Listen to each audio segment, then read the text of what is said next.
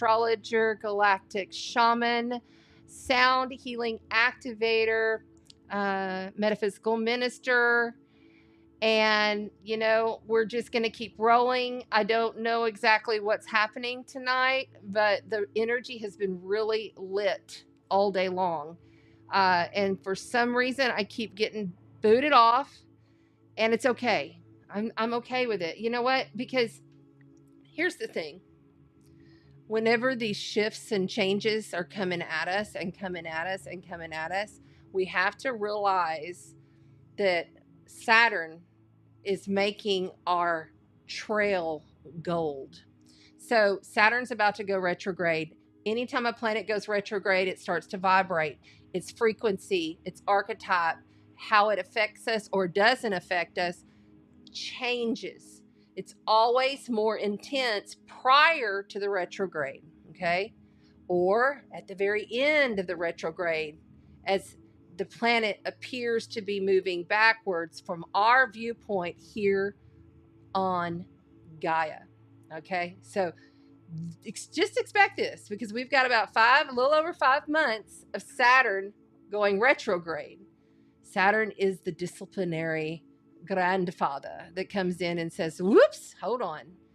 We have a higher mind and we know what's happening here.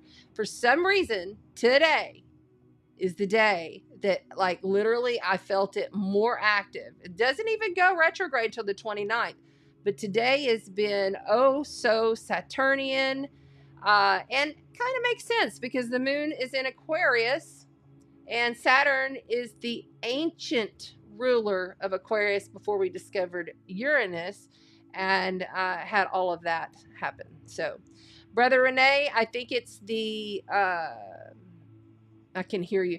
I think it's the music, maybe. So maybe I need to just purchase music. I guess maybe that wasn't cool. That's what I think it was, is when I played that, it was just too much. And they were like, nope, copyright, boom, kicking you off. So it looks like we're still rolling here. And we've been going now. 222 was the number I just saw on the screen on YouTube. So I believe that we have got a green light for go. Tonight. We have got a killer show lined up for you. Oh my gosh. First of all, Jakar, my reptilian, has been around the last few days. The Galactic Mermaid is here. Definitely. She's been around. And we are going to do a little solstice blessing. It's just a short blessing to open up the show. And then we're going to head straight into the astrology. We're going to look at the week ahead and the month ahead. I will admit, I've got like 3 or 4 different, I like to coin the month ahead in the astrology. But it's not just the astrology. I'm also psychic. I'm also an intuitive. So I'm also receiving and writing down things as they come in. And I still have, like, I've got 2 or 3 others like that. I'm like, how do I coin this month? And normally by now I've been given the guidance, but it's still not here. So we're just going to trust that it's going to come and it's going to present itself when it needs to. So we'll go over the week and a little bit of the month ahead for July. I can't believe we're already almost to the end of June. This is nuts, right? So we're going to step in with this nurturing, stable, loving energy tonight, just like a mermaid, you know, and we're going to flow. We're going to flow with whatever comes our way. We're not going to become rattled. We are going to become centered through the heart. This is Cancer season. In Cancer season, a cardinal water sign, that's the sign that prepares the physicality of the emotional body for Leo season to step into our heart, which is ruled by the sun, okay? But right now, this is ruled by the moon. So everybody is tender. Everybody has their feelers on pretty strong, okay? And with Neptune at 29 degrees for the very first time in our entire lifetimes, we are looking at big water events on every level: emotional, intuitive, mundane, worldly levels. You know, I mean, you're going to see it showing up in your life. Oh my God, where's all this water coming from? I mean, we had a little tropical storm down here, if you didn't know, and I was telling people this is going to be a big deal. Like, it's not going to be high winds, but we got to worry about this water, worry about the surge. I had people coming at me, oh, it's just a tropical, it's just a storm, blah, blah, blah, blah. And I'm like, okay, well, yeah, just tore up the whole beach asphalt, and it's just like destroyed all kinds of properties and businesses. So, okay. Anyway, I got the receipts for that shit. So, as I am continuing through this channel, you may have some abrupt rashness that comes through because Drakkar and the pirate have been around, as well as my mermaid. So, yeah, we'll see how this goes. We will see how this goes tonight. So we'll do astrology. We're doing the cards for the elements at the end. We'll do the calendar week ahead, and we have the blessing. And I did bring in my Lumerian because I am one to believe that mermaids, especially galactic ones, are they are indeed Lemurian descent. I believe I like to look at like the siren as Lemurian with a touch of Syrian. Lemurian with a touch of Syrian, because they can battle in their perfection, and they know how to nurture themselves. They know how to love and nurture others, you know, but they always have this sadness and this longing for land. So, and until the mermaid can figure out, how do I, and you can use this in your own life, how do I get my sea legs through this watery Cancer season? Remember, this is the first water sign of the zodiac. So the first water sign of the zodiac is still a little bit naive. All right. It could also be messing with your lungs and your breathing. You know, that's Cancer energy. We're going to dive into Cancer, the chart for Saturn going retrograde, happening on the 29th. Saturn is the ruler of Capricorn, and Capricorn is the opposite of Cancer. So it's really kind of important that we pay attention to what's happening in these signs and how it lands in your personal birth chart. So like, share, subscribe, hit the screen, do all the fun stuff. It's Saturn stationing gold chain vibrations. So I want you to remember that. Saturn is stationing gold chain vibrations. And what does that mean? I'll let you think about it while we move into this beautiful blessing. I appreciate every single one of you. Thank you all for making 1,000 subscribers authentically. You know, I've been working at this little channel on YouTube for a while. I've got more on TikTok, more over here, and definitely more on my Facebooks. But I really appreciate, and I do have an Instagram, and I do have an X, Twitter. Tried to get it to hook up today, but it didn't work. So we'll keep working at it. But we're not going to give up. That's one thing a Scorpio doesn't do, is we're determined to get that shit done. Make it work. Make it work. Yes, yes, yes. Okay, I see a few of you here in the chat because we've had so many delays. I just want to say I love each of you. Thank you for being here. Thank you, everybody. I really appreciate it. Yes, yes, yes. Perfect. And if anyone out there is a gifted musician, how about my lovely nephew, Joey? I've already asked him and he said he would, but he's gotten busy. So I would love it if, I said Joey. Oh, he's going to be mad. Joe Crow. Excuse me. He's Joe Crow. He's a phenomenal singer, and he totally will do this. So we need some music for the opener. Thank you. Or we can just purchase some. We can definitely purchase some for now. Like, I'll be happy to do that. Okay, we just need a little opener. There's plenty out there. Okay, so, hey, Robin. Hey, Tammy Lynn. Yes, this is number 3. Please, everybody, because I'm sure a lot of people are confused, please share this out wherever you're at, just so that more astrology lovers will sign on in and beam into the combo. Don't forget, Cosmic Convos is coming up this Friday.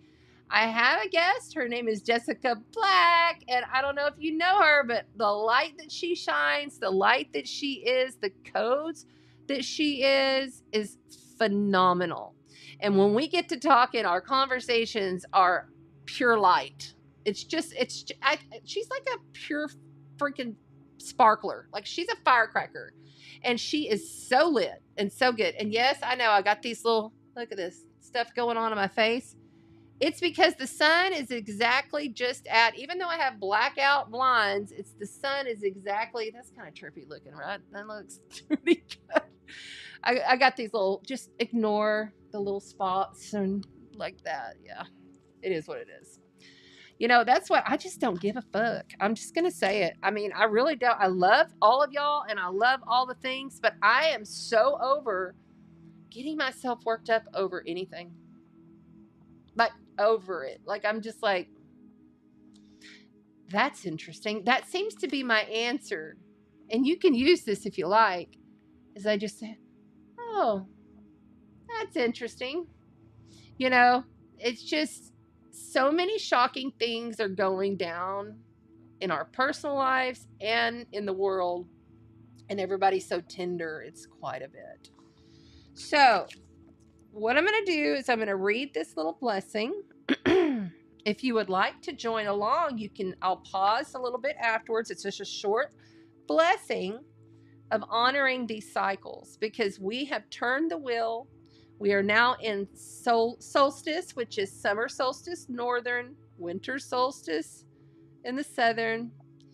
And this is the time. Okay, so I also want to make this clear because I had a couple questions on this. Sorry, everything's just flowing through. It's all flowing through. And I hear Jakar back there and he's getting ready to go. So what y'all need to understand and get really clear, okay, is that solstice, you stand still the day before, and then you stand still the day of, and then you stand still the next day. But this year is very different and it's very unique because we have this Neptune at 29 degrees. We had the big, huge Capricorn, opposite sign of Cancer, opposite, okay, same axis, Cancer full moon right after it. And it's the first degree, right, of the Capricorn moon. You know, it was last week. And then the moon's going to go through all of the signs throughout Cancer season and hit all of the degrees. And then it's going to come back to 29 degree, which is the anaretic degree. And it's going to have another full moon. And that's going to be happening on the United States Pluto return, okay? United States from 1776, when the United States was founded, birthed into existence. So the United States of America has gone through this whole, see my crab? I got my USA crab. See my USA crab? We've gone through this whole cycle. And we've had Pluto hit these degrees multiple times as he was going throughout Capricorn since 2008. We all know what happened in 2008, right? So every time Pluto leaves and enters a sign, you're going to shake, rattle, and roll in the matrix. It's your job as the higher ascended master that you are and the higher ascended being that you are, the multidimensional badass that you are. It's your job to flow like the galactic mermaid, to just keep flowing. And realize that you got Saturn holding you down with gold chains for a reason. So Saturn always gets a bad rap. But Saturn, when he goes retrograde, I kind of like it. I'll be honest with you. The personal planets, Mercury, Venus, Mars, when they go retrograde, I don't like it so much. But when the outer planets take a break and they go retrograde, once they get in their full retrograde phase, which is going to take about a month for Saturn, it actually helps you to just go, okay, I've gone as far as I can with this. I've done this. I've done that. I can't go any further. So like to initiate and to start up new projects that you're building for long term, not a good idea during that time. Saturn wants discipline. Okay, I've brought you this far. Now you need to go back and refine everything. Refine everything in your life. It's all about how do you want to show up in the world, and how do you want to be remembered? How do you want people to express themselves to you through the mirror from which you are creating? Because every single person that you're speaking to, every single person that you are speaking to, you are speaking reality into existence. It's the God spark self. It is the higher mind. It is creator speaking through the heart center. Higher cosmic heart right here. This is where you exit and leave the body. Also want to send out love to anybody who has lost a pet, family, or loved one, because this was a big portal. Solstice is always a time that people take their exit. It's a golden portal. It's open and it's ready. It's a perfect time for them to go. Celebrate the fact that they've gotten out of physicality and are able to move on to their next adventure, you know? Solstice is a time to honor stillness, to honor the light that shines within you. Knowing that, you know, that same light shines within everybody, and I don't care if they are the worst of the worst kind of people. That light also runs through them. That is creator. Creator continuously goes. It's always coming in and out. It's always creating in the now moment. Always. It's eternal. And there's duality in this space, right? You know, you're dealing with opposition. You're dealing with things that you, in the old paradigm, the old earth, used to get super upset about. Now, not so much. Now it's time to level out. Now it's time to nurture, because we are preparing. Truly, we're nurturing through Cancer in order to prepare our hearts for a big activation that's coming through in Leo season. And no, I'm not speaking of the Lion's Gate. I'm not speaking of that. I'm speaking about the astrology around it. And I do have some Lionsgate videos on my YouTube if you're interested in my opinion, and we'll just leave that right there. Car, stop. He's about to go off. Okay, here we go. Everybody takes a nice deep cleansing breath. Let's just take a nice deep cleansing breath and just... I have the sea bowl as well as the S.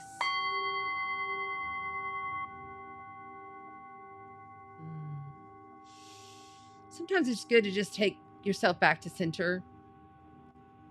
Really realizing that you truly have to release control to a lot of situations.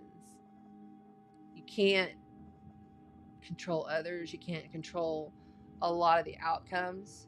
But what you can do is understand who you are and where you're at, and not beat up on yourself wherever you are.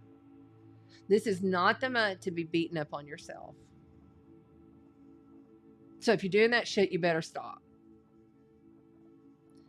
This is the month that if you need to give yourself a pass because something went bad, it's all right. I want you to think about Cancer season as like the nurturing mom that will always love you. You know, and if you don't have a nurturing mom that will always, don't identify things with a mother if you had a bad mother. Okay, if you had a shitty mom. Okay.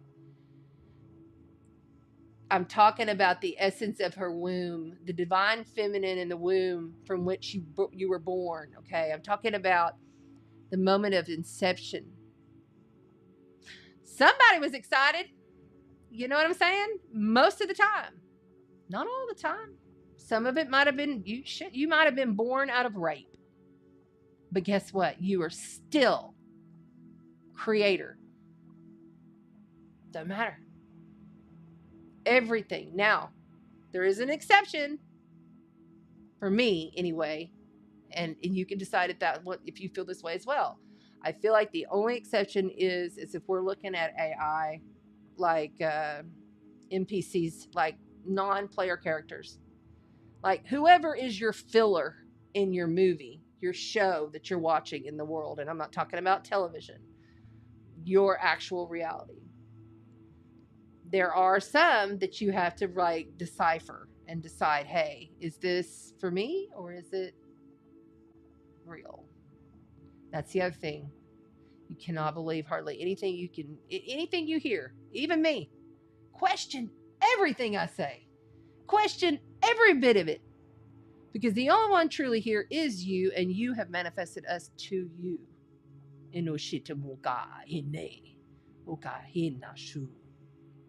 Okay, so what we're going to do now. Okay, what are we going to do? What are we going to do? Oh, we're going to do this.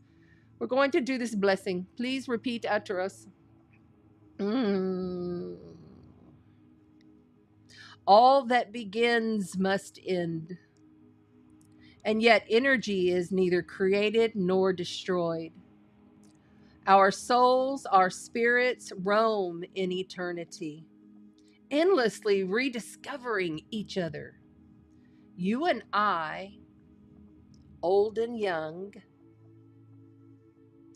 and we have traveled many roads together. As I say goodbye to the one who must leave this human form and space. Okay?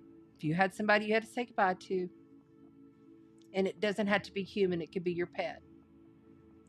I honor the cycles and the seasons. I'm reminding of the preciousness of life. I draw in the element of earth to ground me in my human form. I catch tears and hold my feet.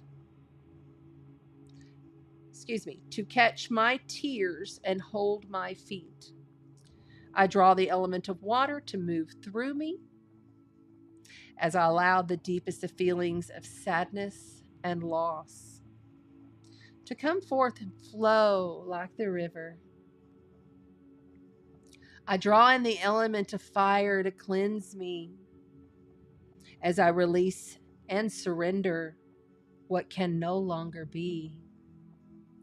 I draw in the element of air to usher in the winds of change. Sadness is a precursor to joy. Sadness is a precursor to joy. Wow, love that. Somebody write that, please. And the cycles of life always prevail. To the earth and to the stars, we shall all return one day. I have known you since we left the stars, and I shall recognize you when we reunite together again. Ino shete mokana he una shete una shete una e shete monaki inushi ka inuka neshe nashetu karamaki inai ranjiki muka hanai ranjamanake shunama eke demunahai una shete munai una shete mune una shete kuka rashete monahe. Yes, we all are just bubbling with humanness in Cancer season. So be aware. Now, in closing, and that is from, just in case you didn't know, this beautiful little book here. It has so many wonderful blessings and rituals to inspire you. So if you need some inspiration, it even has like how to do grids. It has different, just all kinds of different rituals for every month of the year. It goes through and it has like, I don't know, 4 or 5 different things for every month. It's really great. You might want to check it out. Let's see here. So I'm going to do a little bay leaf ritual. So I got my bay leaf and I wrote down love. Okay. So you don't have to do this with me. You can do it later if you want. You can do it on the new moon. You know, have a new moon ritual. So all I'm going to do here is I'm just going to light it on fire because I've already said my blessing, and I'm just going to allow it to burn away. Okay? I'm just going to allow it to burn away. Bay leaf is wonderful to burn in your home if you've been sick. It's the first thing I always go to because it cleans 99.9% of the bacteria in the space. I even have taken a Palo Santo, and you know, when you get bay leaves and they're brand new and they're still kind of stretchy, you can get them and you can wrap your Palo Santo stick with bay leaves. And that's kind of a nice way to just cleanse your space really good, because that Palo Santo is like smudge on steroids. So yes, yes, yes. Thank you, Robin. Thank you. Thank you so much. Let's all send Robin healing, if you don't mind. She's kind of been a little sick here recently and had to go stay in the hospital. So let's all send her love, healing, and feeling divine from the inside out. That's what I want to see you light up. I told her, I said, I'm sending you light. I'm gonna light up your organs. You know, and that's what you do. You envision and then you light them up. Just light them up with that golden white light. Okay. All right. Thanks everybody on TikTok. If you would tap the screen, I'd appreciate it. Thank you so much. All right. We're about to get into astrology, and I know these things drive me crazy, but as soon as the sun switches over a little bit, like in a week or two, it'll go away. It just, yeah, I got all these little sparklies on my face. So it's funny, huh? All right. Yes, yes, yes. Oh, Sandy just said a white herring just flew in front of me. I'm driving on Highway 44 going back home from work. Oh, well, drive safe, sweetheart. That's awesome. Awesome. Beautiful. Yes, I'm seeing everybody here in the chat. Thank you, guys. Tell us where you're from. Put in there where you're from. Hi, Kat. How you doing? And Donna's here. Hey, Donna and Kelsey. Yes, third time's a charm. I'm going to have to go back and delete all those old ones. People are going to get lost. And Tammy Lynn, my sister. Yes, thank you for being here. Renee is here. Okay. All right. Amy. Hey, what's going on? So glad you're here. And then I can see Juan over here. Hi, Juan. How you doing? Everybody. Okay. So let's go. Let's go. There's Deborah. Hi, Deborah. All right. So how am I going to do this? Okay. So first of all, I want to... For those that didn't get to see, some of you may have already seen this, but I want to make sure that everybody gets to see it. So I'm going to go ahead and go like this. And then all right. And then let's just, alrighty. So this here is, and if you can see her, so that's what her visual looks like. All right. See there? But I wanted to have it nice and big on the screen in case you wanted to read along. So I'm going to read this because this is really all about how I could not have found a better description, and I found it by accident. This is the Tarot Mermaid Guide, okay? Or the Mermaid Tarot. See, here's the guide. And it just popped out whenever I first got this card deck out to cleanse and smudge. All the cards are always cleansed and smudged, and then I set them in the sun or I set them in the pyramid, just depending upon, you know, how it's going. But this Queen of Cups, let's just read this Queen of Cups together. Really? What? Oh my God. I don't know what I did with my eyeglass. There it is, way over there. Okay. In the beginning was a goddess, Namu, through whom all things were made. From the sea she birthed the heavens so that she could look at the stars. As the goddess settled into her watery home, she knew the world that she had created would be a constant work, never truly complete, and always in need of new and exciting creations. Each year, Namu swirls her magical chalice and gives life to more of the world. Her sea-encrusted crown concentrates her power and allows her to see creation within her mind's eye first, and then feel like a living thing as it makes its way through her fingertips. As her power infuses the sea water from her chalice It bubbles and foams, rising up out of the depths of the ocean and into the air above, where it is transported across the waves and onto the breeze to create the vision that once only the goddess could see. So this is all about how your life force energy flows, right?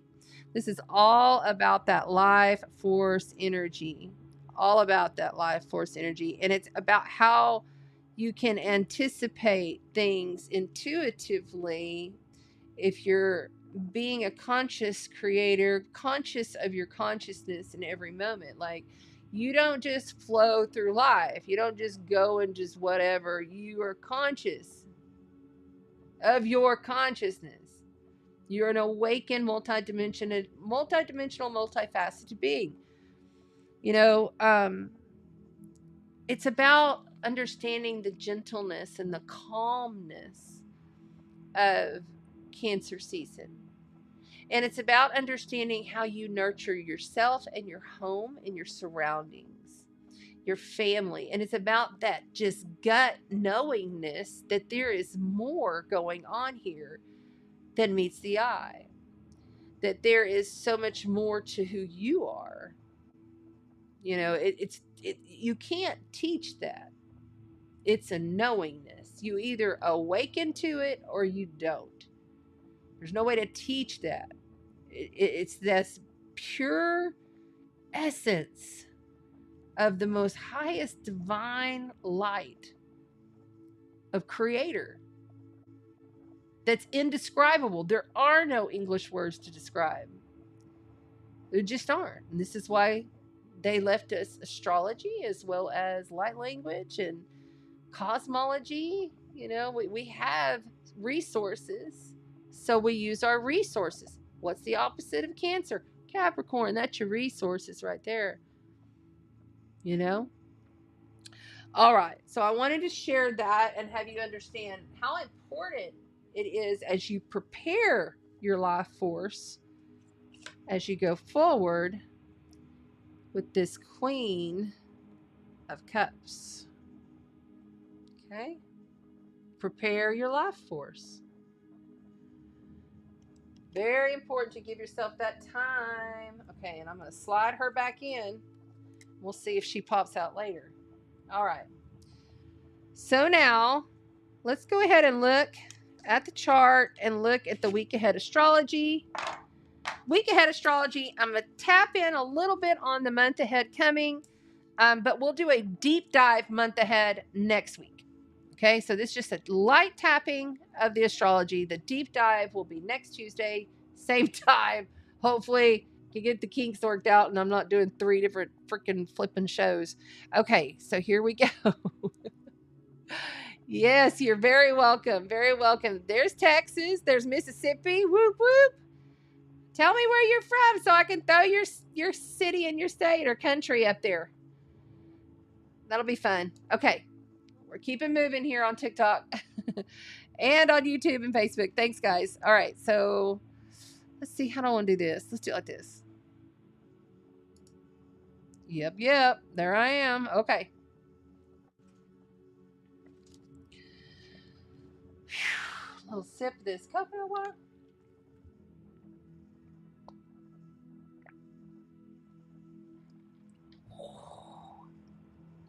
That is some cold water right there.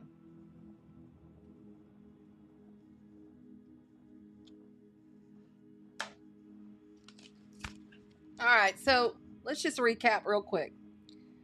We've got 2 Capricorn full moons. One we just had last week. Then we have a Cancer new moon coming next week. And then we'll have the Capricorn full moon at the end of the month. Saturn is going retrograde now, just days after this Capricorn full moon. Saturn is the ruler of Capricorn. Anytime you have a moon, you want to pay attention. Where's the ruler? What is the ruler doing? What is your ruler doing? Always pay attention. Your ruler and where it's traversing in a chart. So important. So understand that. Okay. Whoa. Okay, I'm just going to move this because this is going to bug me. I had this all laid out all pretty. And then I had because the Galactic Mermaid was coming through, and I had her, had to do all that fun stuff. So, and later I'm going to show you something really special. I got something really special that's coming. Okay. So now we are in this create mode through home, family, and nurturement. Okay. We are creating what feels comfortable. Okay. What feels stable. What's a good choice moving forward. All right. And I just want to do the week ahead of calendar real quick so that you can know kind of what to expect. Tomorrow, the moon will move into Pisces. And when I say tomorrow, that is on Wednesday, the 26th. And I am here in Texas, so I'll be going with Texas time and Texas house placements in these charts. So just ignore the houses unless you're in right where I'm at in Corpus Christi. All right. So tomorrow, Mercury is in trine to Saturn. So we're going to have some serious communications. It is a really good time tomorrow to anything you've been working on, anything that you've been kind of wondering about. You'll probably be able to speak it or receive it in communication of some sort that becomes more stabilized. So this is good. This is good. Saturn really is asking us, as Saturn is in Pisces and has been for over a year now, it's really asking us, where is our faith? How can we continue to keep faith through the ebbs and flows, through the waves that crash, through the towers that collapse? Because the entire matrix is crumbling. It's very obvious. We don't have to go into specifics. I mean, you're talking about Saturn in Pisces. And then the moon moves in Pisces, and the moon comes up. The moon's going to conjoin Saturn. Then the moon is going to conjoin Neptune at 29 degrees before it enters Aries. And that is also happening real early in the morning on Friday. So for the next couple of days, we're looking at a Pisces moon. Veils are thinned. Dreams are lit. Dreams are going to continue to be lit. But this is a time where really the stable conversation can really lead to some forgiveness in the self, some forgiveness of others, and some solidified understanding of what the hell is really going on here. Because we have been rocked. Our world got shook and we got spit out when we had that Aries eclipse. So it's something to really understand. This is a process, right? Right. Okay, so I'm moving along. As of Friday, Saturday, the moon will enter into Aries. And you remember that moon has just talked deeply with Saturn in Pisces and just spoken with Neptune at 29 degrees, the very last anaretic degree of Pisces. And both of these planets, Saturn is going retrograde, and then by July, I think it's 2nd or 3rd, Neptune goes retrograde. So they're both going retrograde kind of within the same week. So it's important. It's a staple turning point type of time. But I would say get out and be ambitious. Get out and make your way. You've cleared some things. You've stabilized some things. And so I'd say on Friday is a really great time to really be fully present in the now, instinctual, and go out and have some fun. It's not a bad time for socialization, because the very next day at like 12:49 a.m. Eastern, so it's literally all day Friday, and even Thursday, this is a long, we're feeling this now, is Venus in a sextile to Mars. The divine feminine and the divine masculine speaking in harmony. If there is a action taken, if you're taking action towards something within your relationships, within your money, within home, family, beauty, if you're taking that step towards embetterment, balancing the divine feminine and the divine masculine, because that is Mars and Venus. I feel like some solidified talks can really produce some really great beginnings and some really clear understandings, as clear as we can get with Neptune being at 29 degrees. There's just going to be a film of haze, illusion, and delusion over the entire collective until Neptune leaves Pisces and goes into Aries. And that'll be a whole nother energy that we rock and roll in. And by the way, Saturn and Neptune next year will go into Aries at the exact same time. That's going to be huge. Anyway, I digress. But this Saturday, you know, there's a lot of karma happening with Saturn. You know, this Saturday is happening when Saturn goes retrograde. He's stationed retrograde. It's like, what have you overcome since last November? So he's been direct. And when Saturn's direct, we're building. We're moving forward. Things are happening. This is going. It's really, and then when he starts to turn retrograde, it gets more intense. But then once he's retrograde and he's flowing, you know, it's kind of like, okay, now all that stuff, what have I learned? What have I overcame? Where am I at in my situations, in my life? Saturn is the workhorse, father time. You know, Saturn is going to solidify with golden chains as it's kind of like we're on this boat, you know, and Saturn is out there manning the boat, right? But we've got golden chains from the divine to anchor us in, you know, that visual. I don't know if you saw my cover, but that's what it is. It's this, I see Saturn as an ancient wise elder that's going to guide us on our within journey, right? And that, by the way, he'll be retrograde until December 15th if you're needing a date. But it's really is a great time for connecting and healing. Really is a great time for connecting and healing, because the moon will also conjoin Chiron tomorrow, reactivating Chiron that was with the eclipse. So Saturday's a big rockin' day. Big rockin' day. Sunday, we have the moon will move into Taurus, heading towards Uranus, okay?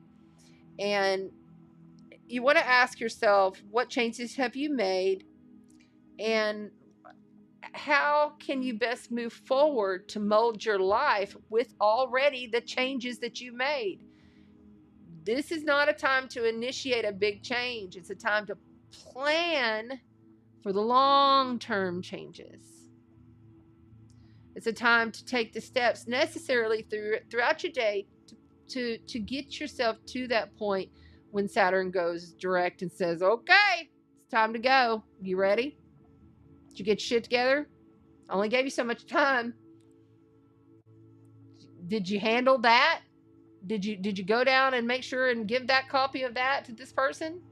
You know, have you covered your ass? Saturn is wanting you to cover your ass. And now he's giving you a break. He's going to like come back within a little bit. He's like, okay. It's like the grandfather sits up in his big chair and says, all right. Has his glass of cognac. Did you learn anything? Okay. You know, I mean, you have to figure it out. He's not going to give you all the answers. But he'll stop you, block you, stop, drop, and roll you as you're in the process. So, but it's really a beautiful thing. It really is. Venus is going to square the nodes this week. And when Venus is in square to the nodes, remember, Venus is the ruler of Larry. I just heard Larry. Venus is the ruler of Libra. And Libra is where the South Karmic node of fate, you know, where we deal with our past, where we deal with things that we must learn to let go, release, integrate more of ourself. Aries, the opposite, the self, the ego. Understanding we're getting a whole brand new ego throughout this process. That's a whole nother. See, there's so many layers to this astrology. There's so many layers to your consciousness. There's so many aspects of self that you don't have. You're not the only person here. You know that there's multiples. You know this, right? Okay? So tap into them. What are they guiding you? Maybe they have already done this. Maybe you've already done this. Maybe you've already done this. Maybe you're being done. Think bigger. Think more expansively. Jupiter is in Gemini. You know, that's expanding how we think, how we communicate, how we talk. And it's about immediate surroundings. This is not about long-term type of stuff. This is immediate surroundings. This is not a long travel. This isn't get in your car and travel, to Alaska. This is, if you need to just travel around your state or go a state over, something like that. It's not big. That's not what Jupiter and Gemini is going to be expanding upon, although Jupiter would like that. So it's kind of like the reins have been pulled on Jupiter. Jupiter is the ruler of Sagittarius, the centaur. It's kind of like that stallion. He really wants to get out the gate, but he has to sit there because he needs new horseshoes. Oh, yeah, I probably should get those before I go and run $1 million race. It's kind of the same concept. Feed the new paradigm. Please write it. Feed the new paradigm. Feed the new paradigm, not the old earth. Please. Thank you. But what loving changes have you made with that Taurus moon? That Taurus moon that happens on Sunday and Monday. So we're really looking at nurturing, reflecting, respecting ourself and our home and our family and our heritage. Call your mother, text your mother. We have multiple planets moving in the month of July. There's a lot of shaking, rattling, rolling going in July. We have a new moon coming in with Cancer. A Cancer new moon happening on the 5th. Okay? So, yeah, 4th of July in the United States is going to be under a dark moon. Be very careful is all I've got to say with that. Because not only that, the moon is going to be square. Square is a harsh, challenging aspect to Neptune, which means illusions, delusions, confusions, sickness, illness, crisis. Yeah, the moon is going to be square, the Cancer moon, to Neptune. So this is challenging us big time. Oh, no, I don't like it when they do this. Hold on. It's because nobody's tapping the screen over there. TikTok, y'all tap the screen for me if you hear me. Thanks. Okay. So we're going to dive deep into this July next week, but there is something I want to make sure you understand very clearly. Venus is going to come up as the evening star, and it's going to vary around the world. It's different around the world, but it's going to be around the week of the 22nd, 23rd, 24th, 25th, somewhere in there, okay? But it could be seen as early as the 9th. So be watching the sunset after dark and look for Venus, okay? You really want to try to receive those freshly from the underworld codes of Venus, especially if you have a strong Venus placement, or so Venus is in dignity, or you have Venus being aspected by another planet. It's really good, okay? Because she's now softer. She's now wiser. She's now more loving.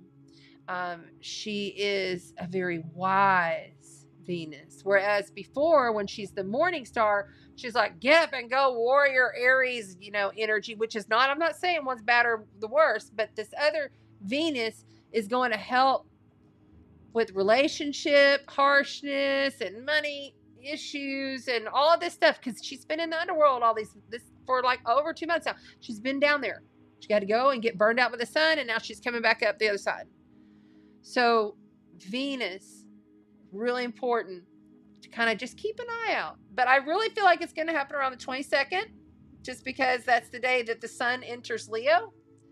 And I'm just feeling that powerful master number of 22, although they're saying it's going to be 23rd, but then some people said it's going to be the 9th, 10th, and 11th. And I just looked it up and I figured it was going to be the 22nd, which is also the day after the full moon. Okay. The Capricorn full moon, the last Capricorn full moon. So it's crazy. This is crazy energy happening this next month. It's going to be fireworks for real. So now I literally have it on my calendar. Okay. Can you see? See all those? Wait. See all these right here? Okay. You know what that is? That is when Venus enters into Leo. We have the sun squaring Aries, eclipse point that whole week. And that is the week of the Republican convention. I literally wrote on the calendar, Republicans are going to get shook. Fireworks. What is hidden must come from the darkness. That's what I wrote. And all kinds of things. And we'll go into that deeper. But that 11th, 12th, really, the 10th, 11th, 12th, that whole week is going to be something. Because the North Node is even going to hit Jupiter, opposing that South Node. Okay? So Jupiter's going to expand all of these energies. Everything that happens is going to be bigger. It's going to be bigger. Real big. Big. And with Neptune and Saturn retrograde, now all these other planets that are just cruising through, like Venus comes in to Leo, then, Mercury comes into Leo, then Mercury is flying. So our minds, and if you're feeling like you're going really fast in your mind and everything's kind of, that's Mercury. He's flying fast. And it's still tender. Very tender emotions. And kind of even, the crab. The crab could show up, right? So just know that this is going to be an interesting month. But I really feel like we are just being pressed and pushed. And that'll be the end of the calendar. I feel like we're just being pressed and pushed to truly embody more light. To truly understand that you are changing at a cellular level. That your body is taking on more of the light body every moment. And I'm not the only one that's ever said this, but it's really becoming in this flow manner now of like seeing it as the plasma light, light that's flowing in to the physicality, igniting all of the light body, going to glow, go to glow. Yes. Okay. So let's do this real quick. I'm going to get my little writer. Yay. Okay. There we go. Okay, so this is happening this Saturday, June 29th, 2:06 p.m. That's Central Time. If you're on TikTok and you want to see the screen and the cards, you want to come over to Chanda Sparkles Astrology on YouTube. You can see everything on this screen. If not, just hang out and listen to the intel. Okay, so here's Saturn right here at 19 degrees. When he goes retrograde, he is speaking directly up to Venus and to Mercury. Okay? He's saying, and that's a trine aspect, so that's a positive supporting aspect. So this is like Saturn's like, okay, I'm good. And Venus and Mercury are like, we got this. It's like the ball is being passed. But Saturn's like, I'm still going to hold on to y'all with those golden chains.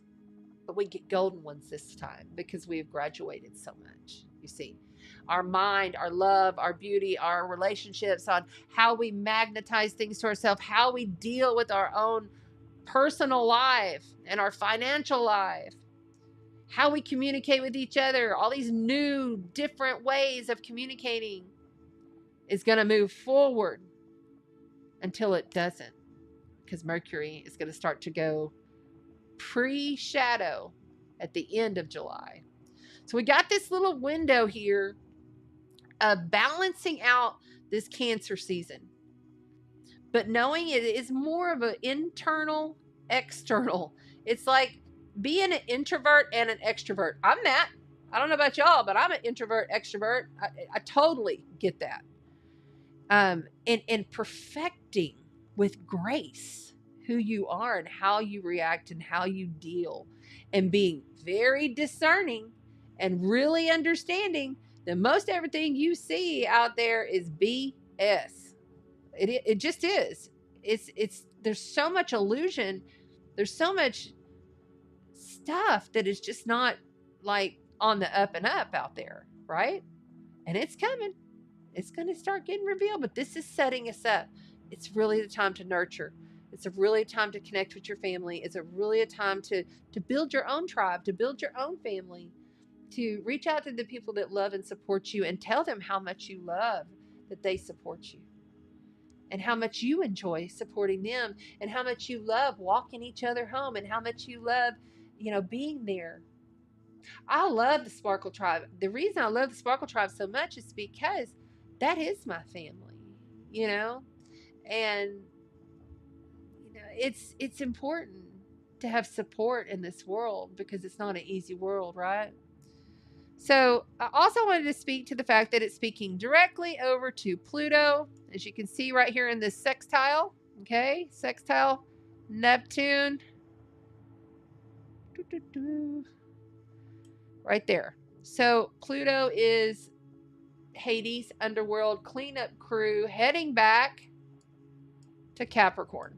Okay, he's almost back to Capricorn. He'll be back into Capricorn by September. And he's not going to keep having all of this fake illusion bullshit.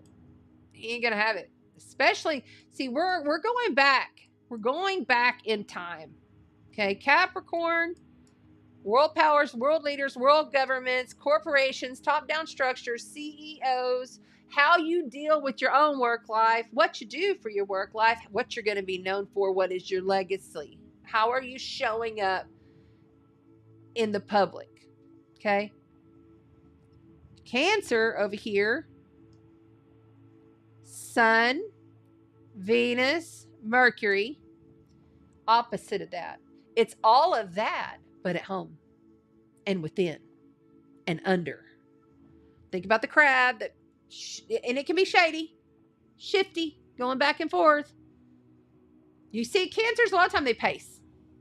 They pace. And no offense, cancers. I love you. Everybody's got cancer in their charts somewhere, okay? But they do. They sometimes have a hard time settling down, especially Cancer risings. So you got to really work extra hard at preparing yourself. How are you going to handle such and such? How are you going to handle these erratic energies? You can always prep. Putting yourself in that light every night, every morning. I know I've said it a million times, but say it again.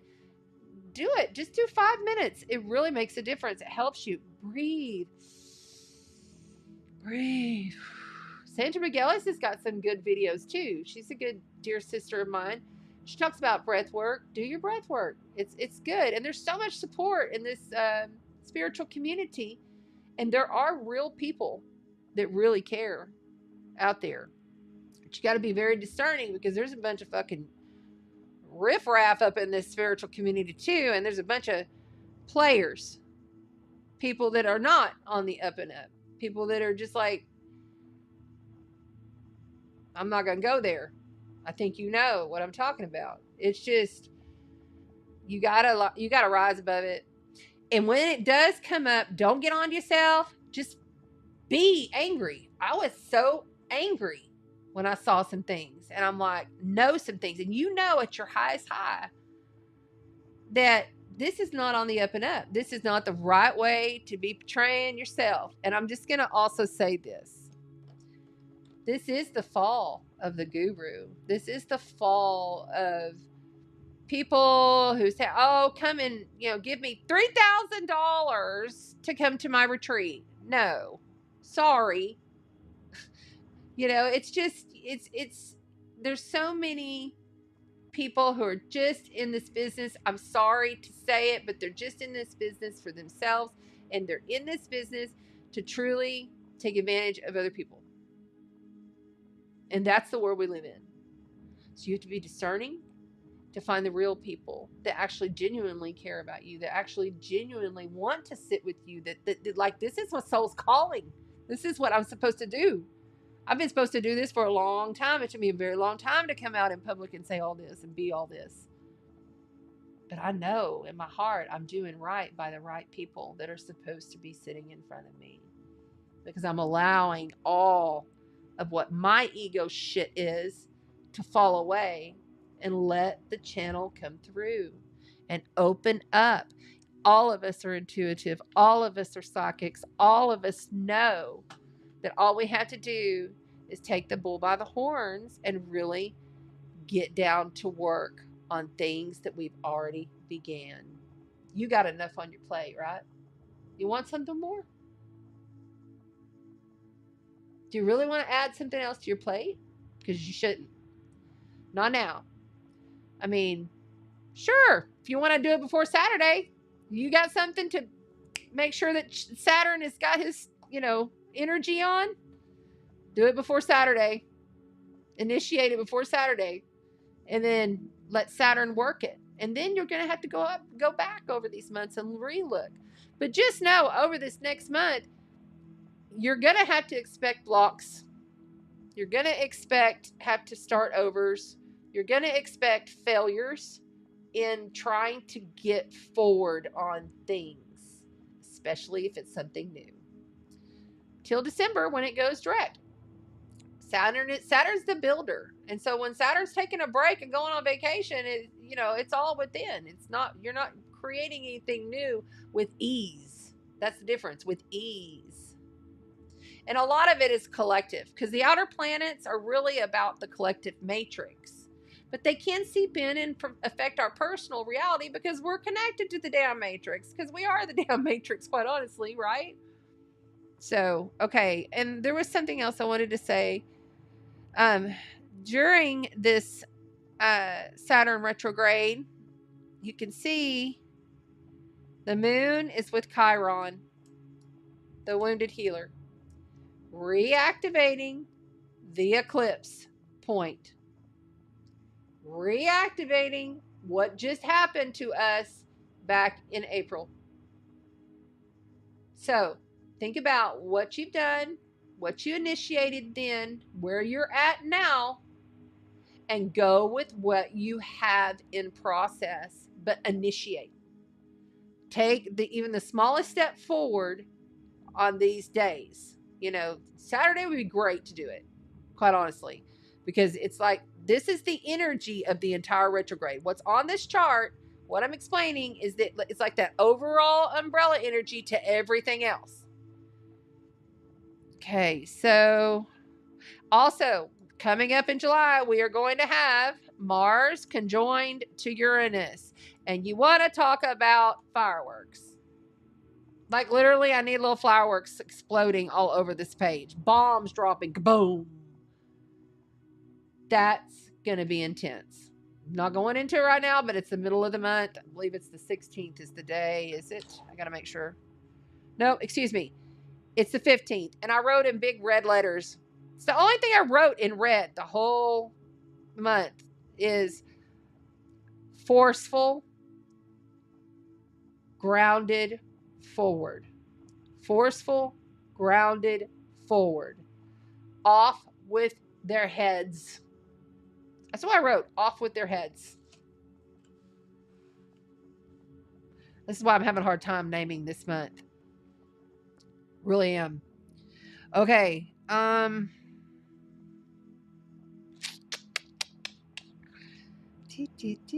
Okay, I'm going to love it when Mercury, and he's opposite Pluto during this event. Okay, that's going to be tough. Could be some harsh endings that you're hearing about, or it could be, something is just like met its end. So there's going to be a lot more of these, like, things are coming to their end. And it's going to be hard for us to be able to grasp all of that if we're all just so up in it. It's almost like Cancer season teaches us to nurture ourselves so much that those things don't bother us. you know, as much as they would as if we were not taking care of ourselves. It's like, really take care of yourself. Give yourself really good foods. Really maybe do some stretches or exercise or run or do something for your physical body, because you're preparing the heart. Remember, this Cancer season is about preparing the heart. What are you doing to prepare the heart? Preparing the heart July. Please write it down, somebody. That's it right there. Preparing the heart July. I knew it was going to come through on the show. I knew it. Okay. What else? Yeah, I think that's it. All right, so we're good there. Let's move on to the cards. Let's do some cards, shall we? I hope everybody can see all of that and it's all groovy. I think you can. Yeah, we're good. Awesome.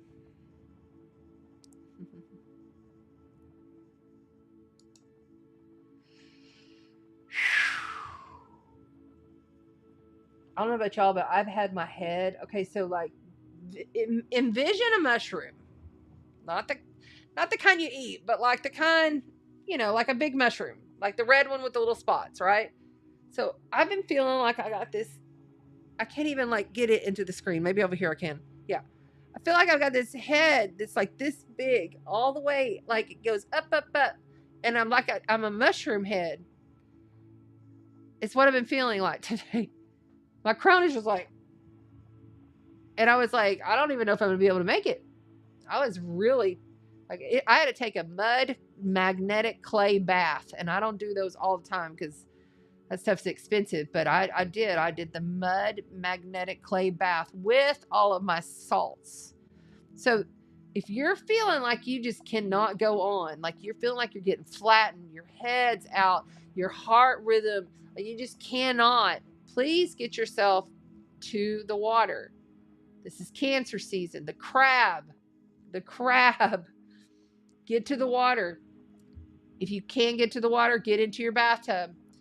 Dead sea salt, 1 cup. Baking soda, 1 cup. And if you're not getting organic, then you'll want to clear the baking soda. You can clear it multiple different kinds of ways. Then you want your Epsom salt. And then you want what's called ancient magnesium flakes. They're little flakes. Ancient magnesium flakes. I posted about this today. I believe Amy was the one that was asking me. And I put a little, because I was about to do my salt bath to get myself out of my funk, to get me out of the, like, feeling like I was nauseous. I had stomach issues, and the whole thing today. And yeah, it was a lot. I was really glad that I prepped most everything yesterday, because today was a lot, because you're receiving so much energy. It's just coming. Get yourself a crystal and hold the crystal. Keep the crystal in your hand. If you're and do it, with your light hand. Okay, your left is your light hand. This is your right hand, which is your night side, light side, shadow, angelics. You see what I'm saying? And I've just been like sitting here holding this Lemurian, you see. Just holding it. Just holding it. Just holding it.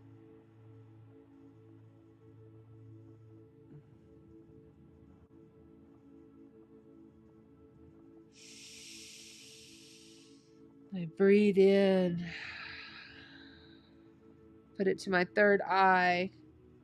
And then I push right back in the back of my head. Right at the top of the neck. Get yourself a little bit of essential oil. Put it there. Put you some oil here. And just push. That's your moon center. It resets you. It's an emotional reset button, basically. Okay? So that'll always help, like especially for Cancer season. And you want to hold it. Like it's right at the base of your skull. You want to hold it so that you get really good pressure for like 30 seconds. 30 seconds. Was I bringing? What Sabian symbol did I have out? Let's see what I had out, because I can't remember. Oh, yeah. So I'm going to read 29 degrees of Pisces next week so that we can get on to the cards. But I really want y'all to, because Neptune's going to be at 29 degrees Pisces per month. So we have plenty of time to talk about that. But that's a big deal. There's a lot of big deal transits this coming month. And just the fact that Venus is coming out and finally going to be out as the evening star is a real positive thing. But I feel like when Mars enters into Gemini, that's going to hit our nervous system quite a bit. So we really have to do practices to help the nervous system along, especially, okay, so I wrote this down the other day. I also write down little just whatever notes. This is also a time for real estate, like different things happening around real estate or property or whatever, or it could even be around borders, something happening around all of that. And then also the cardinal signs, Aries, Libra, Cancer, and Capricorn. You will be feeling this the most, okay? This is more supportive energy this month for the water signs and the earth sign energy. But if you got a lot of fire and you got a lot of air in your chart, you may have a little bit more challenges. But that's just how it always goes, you know. So next season, it'll switch. But all the cardinals are getting activated, certainly. If you got, like, I've got a cardinal moon, my Aries moon is getting hit. For sure. It's going to get activated. And I am fully prepared because I'm not allowing anything to really shake, rattle, and roll me. I'm just allowing it to flow and I'm staying in my glow. I'm allowing it to flow and I'm staying in my glow. Yeah. That's what we're doing. That's what's up right there. That's what's up. Okay. Hi, Julie. Hey. Hi, Amy. She says she was feeling like that yesterday. Cat's Unity is here and she says, Cancer, take time for yourself and prepare the heart for July. Yes. The guru is within, Renee, hitting it on the nail.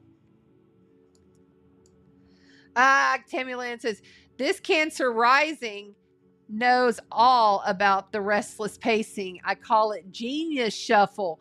What? That is the bomb. She said it's a genius shuffle. I like it. I like it a lot. I like it. That's awesome. Okay, just checking out. Everybody here on TikTok, thank you. Please just double tap the screen if you want to see the cards. We're about to start the cards for the Zodiac over on my YouTube, and you can come join us over there, and you can see all the cards. Okay? Thanks. All right. Hello, Leanne. Hi there. So glad you're here too. Hi, Amanda. What's up? What's up, everybody? Saying where they're from. Okay, good. Oh, this is a good one from Angela. Even though one parent hurt you in the physical world, honor the spirit used them to bring you into the world. This is true. This is true. And go to the inception. You know, there's a lot to be said about like womb healing and stuff, but I prefer just to go to the inception because, you know, I feel like we get a lot of our wounding from the father's line, although most of the time they're saying you really got to look to the mother's line. But I've been doing this now for 8 years solid, just, you know, the astrology and the reading, and like that's when I really took it to the next level. You know, I've been reading cards since I was a kid, but in my observation, the wounds come from the father's side of the female, or the divine feminine. That's how it. Thank you, or the divine feminine. That's how they say. And the mother's side, to me, I feel like is more of the nurturing side, but it's also where we get our traits the most, you know, it's like where we actually get our traits. But I mean, I look kind of like my mother, you know, but not a lot. She's a tiny little bitty skinny Czechoslovakian woman, and I'm a 5'10" Greek lady because my father was Greek Welsh. And I took after that side of the family. I'm the tallest one in my family. All my family is short. But here I am, this tall lady, you know? It's interesting. And I look a lot like my aunt, which was my biological father's sister that passed, my Aunt Mickey.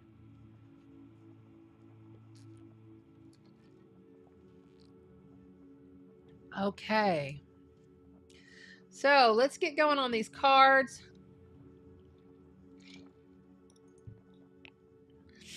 Okay, we're going to introduce the cards. Come over to Chana Sparkles Astrology, guys, if you're on TikTok, so you can see everything. Sorry, I can't get Ecamm to connect into TikTok, so I have to do it separate. But it's okay. I like being here with you guys. It's all good. All right, so I am an intuitive evolutionary astrologer, psychic medium. Been this way since birth. Oh, and there goes a few orbs. So hang out and get some messages. Receive the code. The activation is through the voice. Often it doesn't even matter what I'm saying as long as you're just hearing the intent of the light code that's coming from the voice and the light language when it comes through. It all just comes when it needs to. So I don't push it, I don't force it. It just is. Yep. Okay, thank you. And that's the other thing. I can hear what you're saying in the comments, or if like you're on the replay or something, I can hear and I can feel and I can smell across the veil too. And I'm starting to get tingled, so let's go. All right. Oh, that's right. I have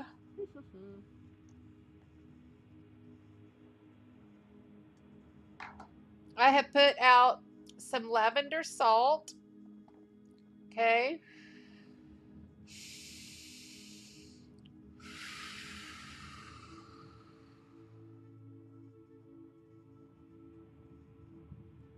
Inoma shite unakahe shutomanakaha nehe shitu inu shiti ti nunakahon nehimu shite tutu shaman.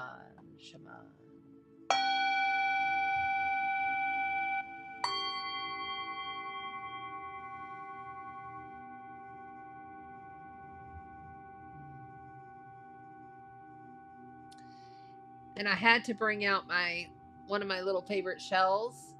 I got this shell when I first met Jesse. It's my husband this passed. And I think we got it together when I very first moved to the Texas coast. And it's a special one, so I put it out. I also have out this little bowl here full of baby Lemurians. This is my Aunt Mickey's, and I feel like she's going to start coming through, honestly. This is my Aunt Mickey's gold earring. There was only one. And out of all her jewelry, I just wanted that because I knew it had sentimental value, and I knew that she'd lost the other one and she was upset when she lost it. So, and it's always kind of been what just hangs, because I like to use precious metals when I'm activating stones, crystals, people.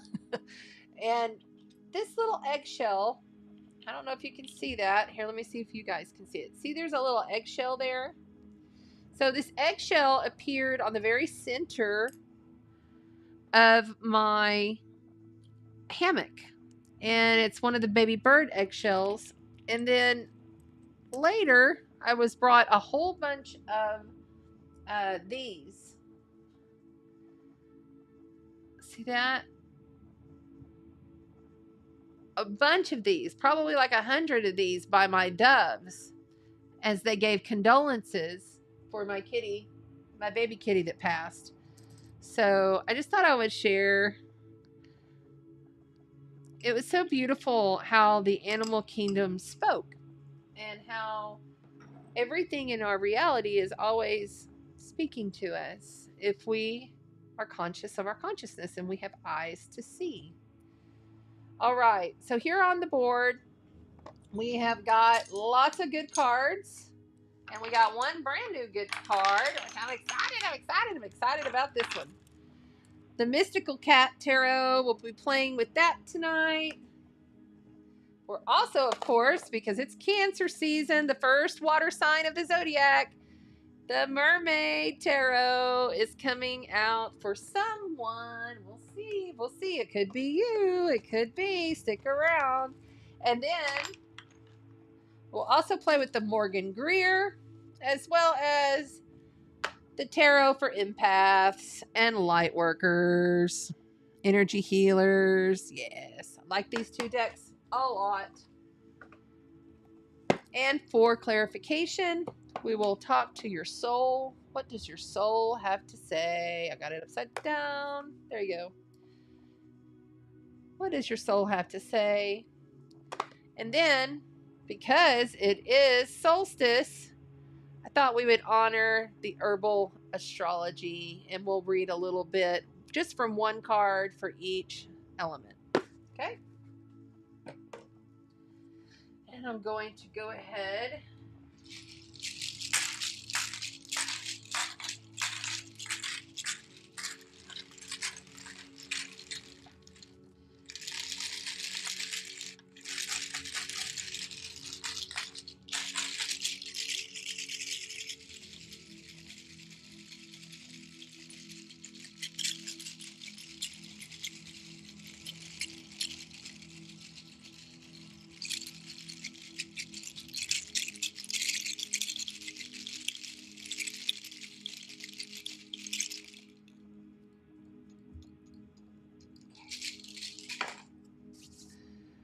Okay, who is first?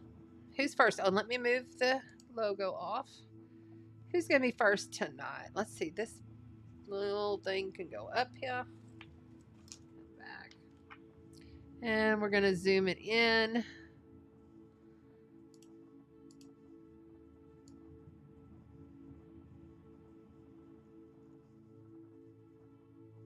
There we go.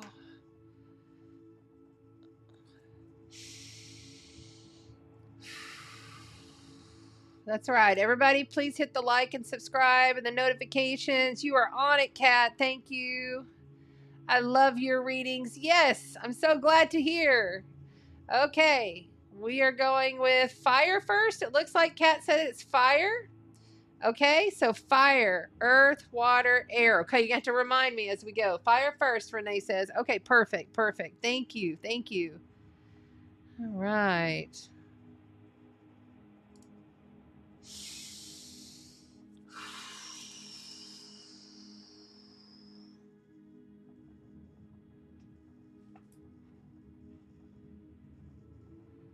I'm going to give a little smudge for the fire signs. Aries, Leo, and Sagittarius.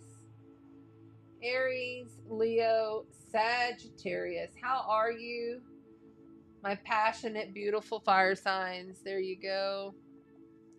Inoshe te mukanahai. Inukiki chinunkai. Ushene mukanake. Shitete mukanahai.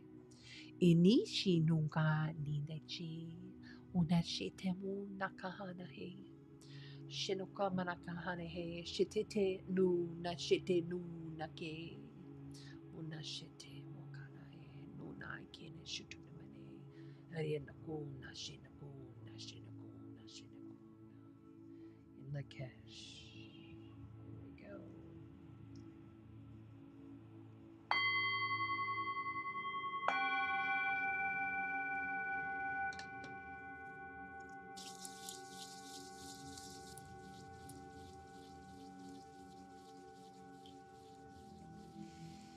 Somebody's been dealing with an energy vampire. I just heard energy vampire. Whoa. Okay. Lots of difficulties for the fire signs. Aries, Leo, Sagittarius. Aries, Leo, Sagittarius. Come on. Here we go. Which one is it? There it is. You got the Three of Cups in celebration to kick off the fire sign read. If you're wanting to see the cards on TikTok, you've got to come over to Chanda Sparkles Astrology. And then the sun.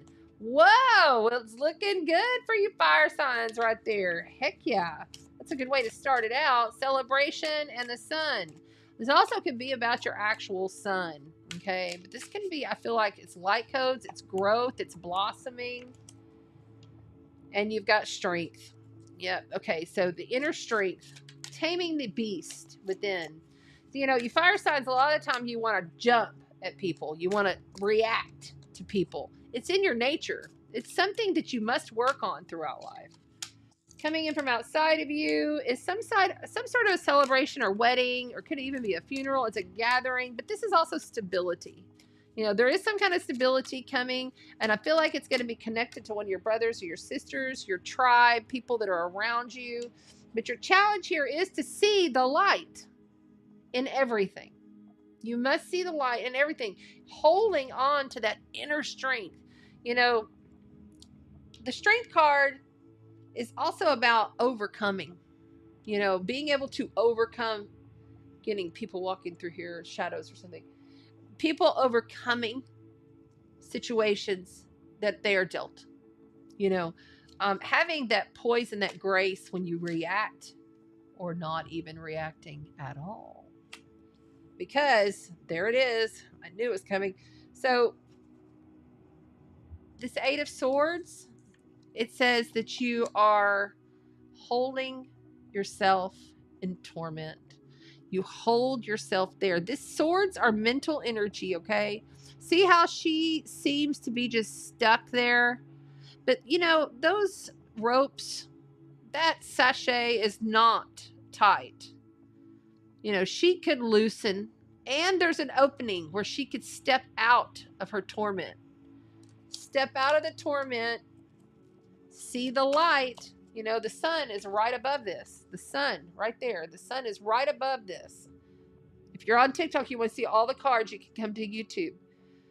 It's in the link is in the bio.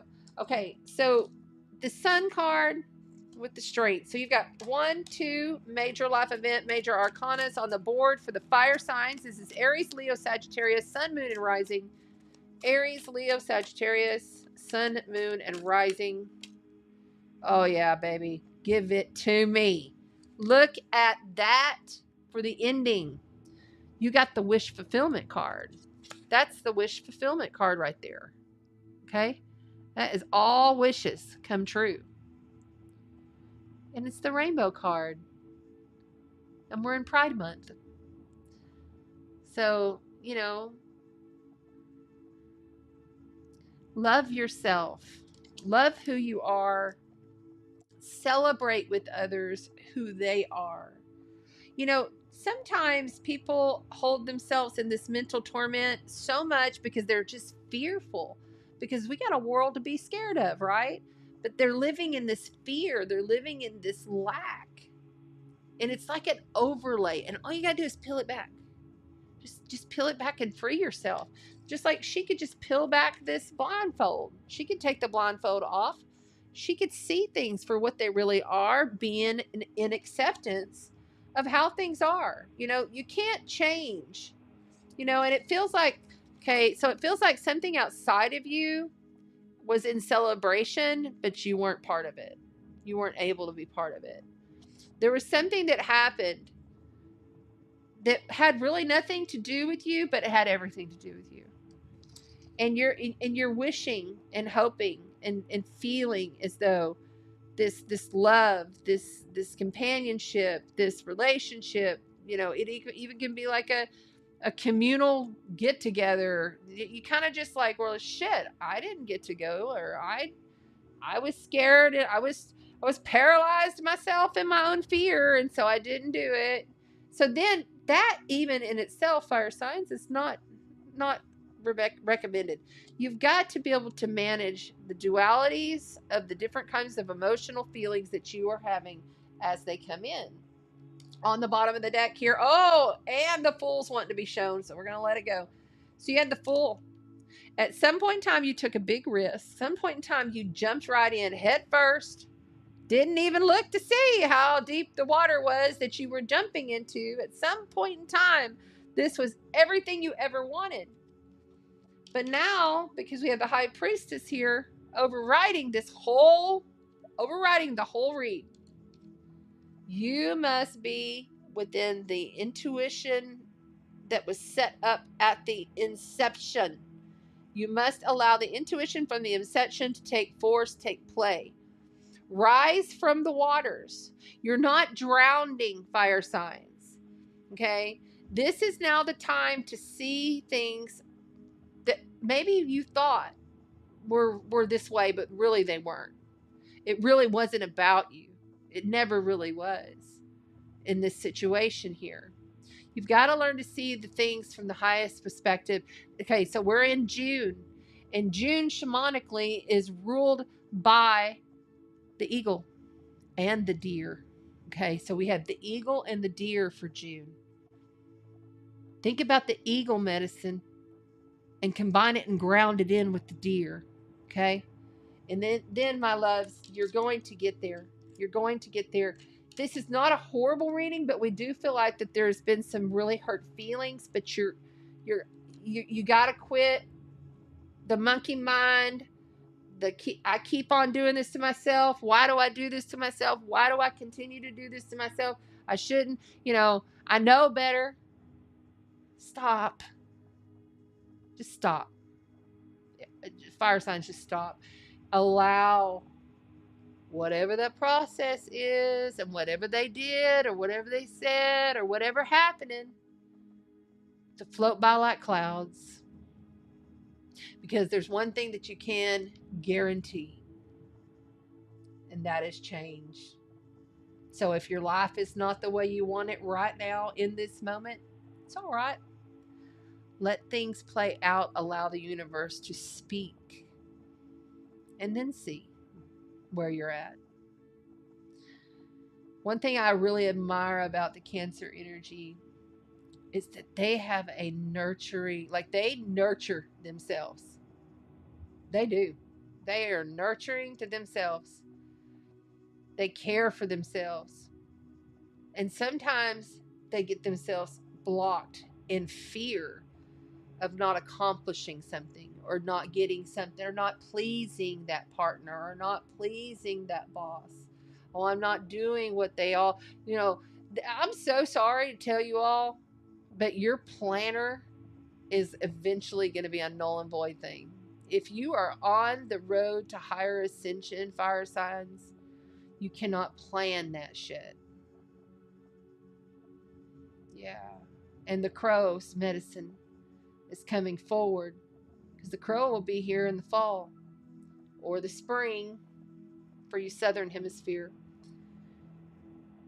But right now, the deer medicine says, I'm going to stay grounded and I'm going to protect. I'm going to nurture myself, the land. How are you treating Mother Gaia? How are you connecting in with the moon? Whether it's a fucking satellite or not, it don't matter. It's still a pretty thing in the sky that like literally has shown us that the tides move in and out with it. Big water events coming. If it's water events for the world, what do you think's happened to you on an emotional level?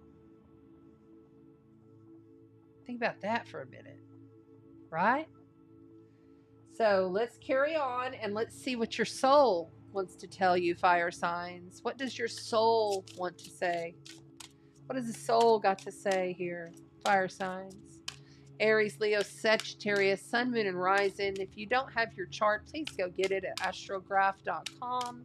Know your Sun, Moon, and Rising so you know if these readings are directed towards you. Because the communication most likely is coming from your highest self,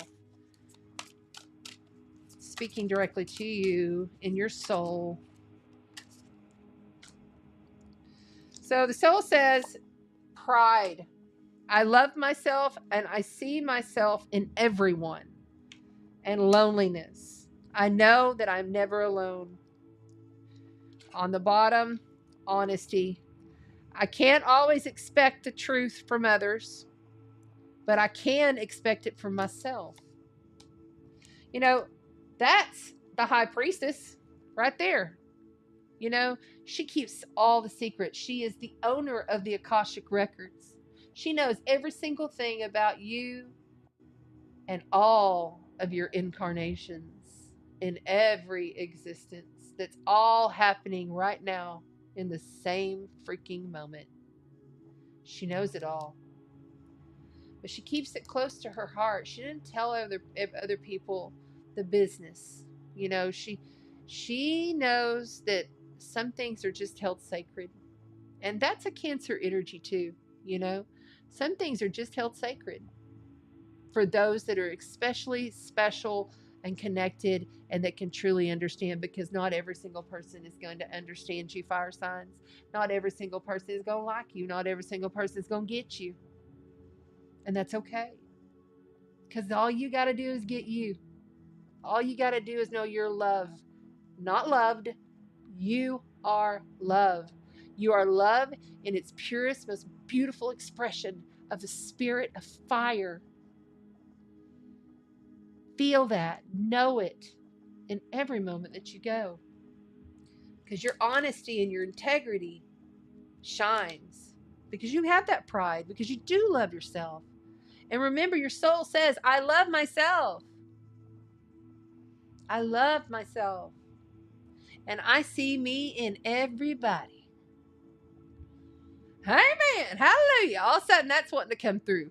You know? Well, hell, we do have Saturn in Pisces. Religious indoctrination is going to be thrown at us left and right. And maybe you're getting some of that. Maybe you're experiencing some of that. But hey, let's just say this. Let's just say, thank you. Thank you. Thank you for letting me experience life in all forms, from the highest of high to the lowest of low. What an honor it is to be in the flesh suit. All right. And then let's also get from the astrology herbal deck. The herbal astrology, excuse me. So what will best assist the fire signs moving forward? Tobacco. You got tobacco. An offering. You got tobacco. Are you giving an offering? You know, this is ancient stuff right here. You may also have connections to the indigenous, I am hearing. So check. And that's the other thing. You know what? Have you not looked up what your heritage is? Have you not investigated what your heritage is? Like, seriously, hello, TikTok. It is so important to know who and what you came from if you can, you know? Like, ask your grandparents, ask your parents. You know, you can also do the online whatever stuff, you know, and look, you know, just, but start figuring out who you are physically in this incarnation. And then once you figure that out, then you can start figuring out your galactic signatures. If you want to know those, you can come to me. But when I figured out and understood, when my grandfather created my, I'm sorry, I'm going off the rails here for a minute, but I know somebody needs this. When he created this amazing, all the way back to 36 AD, full, nothing missing, by hand, it's written out, family tree, and then got me this print made of the crest from our lineage back then, and all this other like really tangible stuff. It just changed me. It was like, wow, okay, so now I really get it. Now I get where I come from, you know. So do that, fire signs, and you're going to find, even if you don't get it all in completion, you're going to find some kind of knowledge and wisdom that's going to assist you. And you may not even understand what that means in the moment when you're reading it, but then you're going to come back to it 6 months later and be like, oh, you're going to come back to it in December when Saturn goes direct and be like, that's why. All right. 24. 24. That's an 11. Master number, fire signs, you just all kinds of master numbering up in here. Now, I don't think I'm reading all this, but I'm just going to give you. So, it is an offering, of course. Power, divine gift, an invocation, respect, deep alignment and will and purpose. But it can also be your illusion of power, or someone else's illusion of power, power hungriness. It could be that lack of respect, self-respect. Where is your self-respect? Inner conflict, addiction, stuck in habits, or fear of failure. So the smoke has always been used by the indigenous, by our ancients and our ancestors, as an offering to the spirit. Here's my spirit offering. Now please show me the way. So maybe integrate some tobacco into your regular daily use for Cancer season. And remember, you are the only one that's holding you in your loneliness. You see, you're the only one holding you in your loneliness. Okay, you're never alone. I think I just said that like on one of my reels this past week. You are never alone. You have so many beautiful guides, ancestors that are you. You're all of it. And all of it moving forward. I'm convinced that many of us are not even, like, we're from the future. You know what I'm saying? We're not from here. If you're talking about linear time, we came back here to fix whatever was messed up that we still don't remember because of the mind swipe. So just remember to have empathy. See both sides of situations. You know, because there's some wrong that's happening. And I've seen it in the spiritual community. And I'm like, okay, we really falling for this shit? Seriously? Come on. But trying to have empathy is challenging when you're literally like, whoa. And then I even think, am I in an illusion? Am I even here right now? Am I even seeing this right now? Some of the things I've seen, I've just been mind fucked this past week. So remember, I don't have to shuffle these. I'm moving on to the next deck. So remember, just discern, and have empathy. Don't be in denial. Don't be in denial. Look, that's what just popped. Don't be in denial, fire signs. Don't be in denial. Okay? People are going to have their judgments. Whatever. Let them have it. It has nothing to do with you. You have to move on. You have to carry on and doing your thing as best as you can with a heart-centered. What did I call July? I can't remember now. With a heart-centered. Yeah. Angela says, I have been on a self-identity journey for many years. 2 weeks ago, I made a huge breakthrough, and it's my life journey. Very good. Very, very good. Amy says she does Apache. Very good. Awesome. Thank you for sharing. Yes.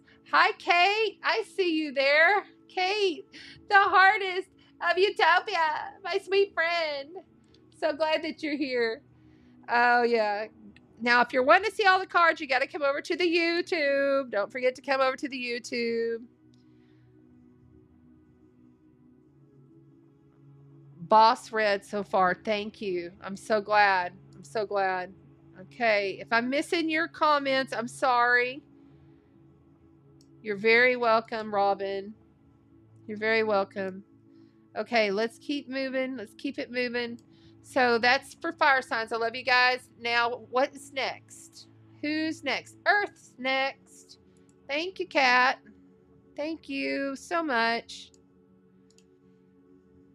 Earth signs. All right, let's go. Earth signs, earth signs, earth signs. We're speaking to Capricorn, Taurus, and Virgo.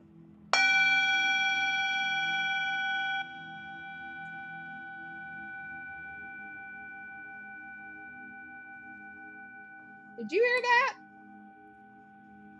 Wow. Earth signs. That bowl sang very different for you. As did that one. So we have got the sea bowl, which is what I like to bring out if I'm trying to breathe.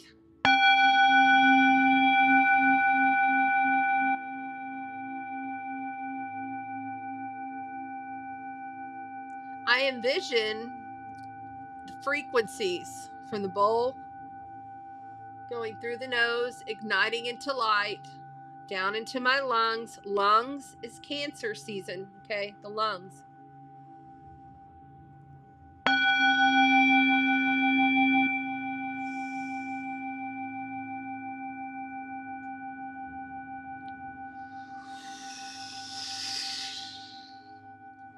When you exhale and you're doing intentional light breath work, when you're pulling in the light, going to glow inside, whether you have a bowl or not, push that air out and see lack, trauma, devastation, sadness, depression, addiction, whatever.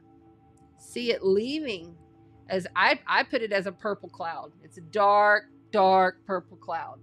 But you put it whatever color you want, but you use that in vision work, because envision work is very strong with Neptune being at the last degree of the zodiac in his home sign. Extremely strong. Neptune is fantasy. Neptune is envisioning. Neptune is releasing all that is real. Neptune is boundless consciousness, boundless energy, boundless spirit.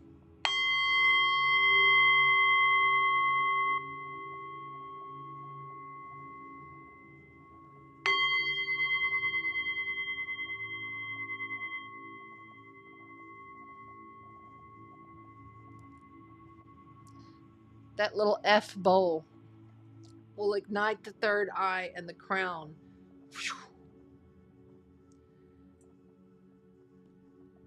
Making it effortless to connect. All right. So let's go on and move into the cards.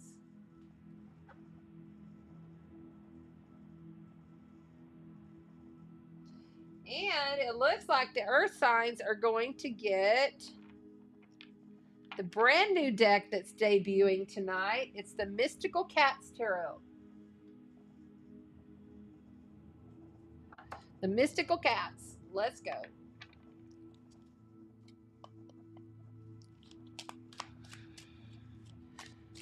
Taurus, Virgo, Capricorn.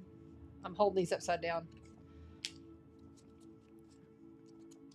Taurus, Virgo, Capricorn, Sun, Moon, and Rising. These are your signs. We have the Fire King and the Seven of Swords. Interesting. There's some kind of deception that's going on. Somebody's not being on the up and up. This is my lying, stealing, cheating, and fuckery card. Okay, this is not the easiest card to get, especially when it's in your challenge position. Open your eyes, earth signs. Don't be taken. Don't be had by somebody. Okay, don't be stolen. Somebody's gonna steal. Somebody's into their own stuff, and they're just gonna take what they want, and they're gonna turn their back, and they're not coming through for you. I feel strongly. I feel like there was something that was really, like it was really packaged well, like it was put together. Like the Fire King, he's large and in charge of everything. He's passionate. He's intelligent, and he can move. And it could be a female too. Don't get caught up on the gender. But the Fire King uses his fire through his intelligence.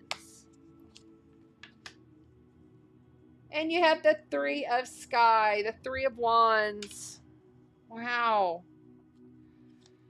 The Three of Wands is the heartbreak card.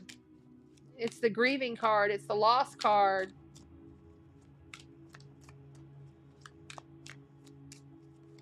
If somebody's done somebody pretty dirty here. Somebody's not on the up and up. Yeah. Coming in from outside of you is the Fool. The Fool card is the first of the Major Life Event, Major Arcana cards, okay? And this is your first one on the board. It's about taking chances. It's about stepping out. And sometimes it's just about being foolish. And that's coming in from outside of you. The Seven of Fire. Wow. So you've got the Seven of Wands. I'm sorry, the Seven of Wands as well as the Seven of Swords here. You got 2 sevens. Sevens aren't always very easy. It's like you're having a fight, man. It's like you're having to push people off from your stuff. You know, and this other Fool that I feel like you're fighting. For some of you, this Fool is you. Some of you, this Fool is you.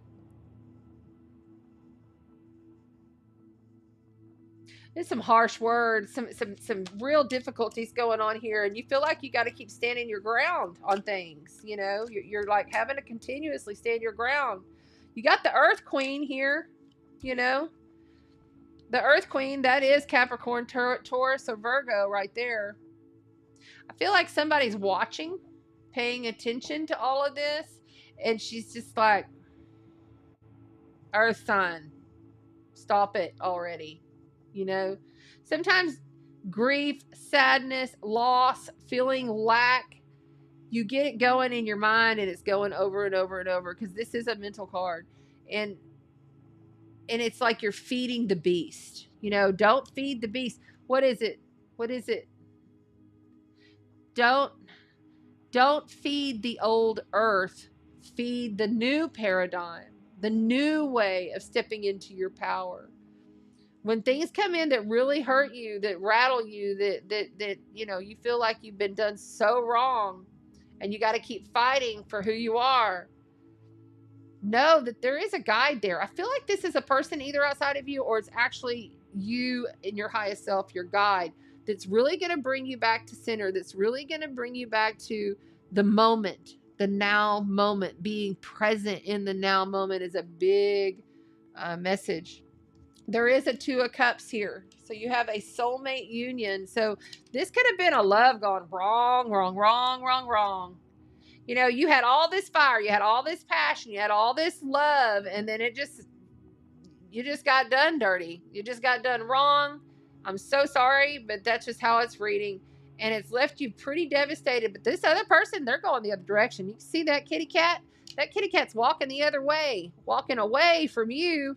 You know, that kitty cat is going on to other things. And that kitty cat is very young and naive anyway. It's a young, naive energy, okay? You continuously fighting and standing your ground may not be of service to you here, okay? There may not be, it kind of feels like, got lots of tingles going on my right side, my shadow side. It kind of feels like when you gotta get dirty with other people, like you gotta be ugly, you gotta be hateful, you gotta be, and then, you know, sometimes it never feels good after, right? You're kind of like, why did I do that? Why did I say that? I should have probably just not, you know. I don't want you to beat up on yourself. This is the month of nurturement. You've got to take good care of yourself, because we're preparing for the heart. We're going to have such heart expansion. Like, seriously, why do you think I wrote on my bay leaf ritual for solstice, I wrote love. It's partially burned. It didn't burn all the way, but I'm going to burn the rest of it later. Because I'm welcoming in all love. And sometimes love looks ugly. Sometimes love hurts. Sometimes a soul union, which you were so passionate and so, you know, just totally excited for, it just goes wrong. Look, there's the 2 of Earth. See? The 2 of Earth, that means somebody's juggling. Somebody's looking at others. I really feel like this is in a relationship for somebody, and there's somebody that's just not, you know, they got plenty to choose. Plenty. They go back and forth. They can choose this or that, this or that, this or that. Be discerning. Look at this Earth Queen. Look at her. Look at her up close. She is not, like, she's looking back at this whole situation going, what are you doing? Why are you not seeing this? It's almost like, grow the fuck up. energy.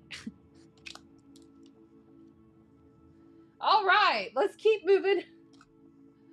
I have a pirate and Drakkar right over here on my left side. Drakkar is my reptilian draconian that I channel, and they can get kind of, they come in and out. So it's, oof.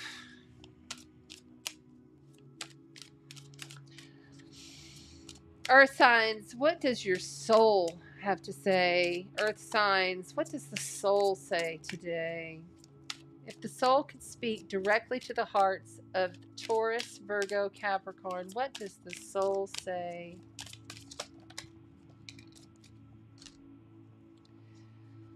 You got indecision. I use my intuition in all aspects of life. Balance. I bring a state of perfect harmony into my world, and I do so without judgment. And courage. You can see all the cards on the screen if you come over to Chanda Sparkle's Astrology YouTube. The link is in the bio. Okay? I find that inner strength. I'm able to tame the inner beast within me, even though I've been hurt, even though I've been wronged, even though I didn't expect this, I didn't see this, I didn't decide soon enough to leave this shit alone. And now I'm dealing with the aftermath. But through it all, you continue to have your balance. You continue to be, it's okay to go off the rails. It's okay to be sad or feeling like you're not really wanting to go and do shit. Like sometimes you just want to stay home, right? Don't have any regrets though. You can't change the past. This is what's on the bottom of the deck right there. Okay? You can't change the past. Don't have any regrets. You can't change the past. Yeah. What else? Success. I know that there is no greater goal than to love. It's right there. I know that there is no greater goal than to love. You gotta love, earth signs, and be love. You be love. Let them be ugly. You be love. All right, let's also see what the herbal astrology deck, what herb will we work with for Cancer season? What herb do we need to work with for this cycle, please? For the earth signs. What herb, flower, what would like to come forward from the herbal astrology? We just need one card. There it is. Valerian. There it is, right there. Valerian root. Valerian root, number 44, another master number. Number 44, Valerian. I love Valerian. I take Valerian every night. There you go. That stuff will calm your ass down. Make sure you get a good one that's strong. And make sure you get it, if you get it in pill form, make sure it's a capsule. Okay? You don't want, I gotta find that little book. There it is.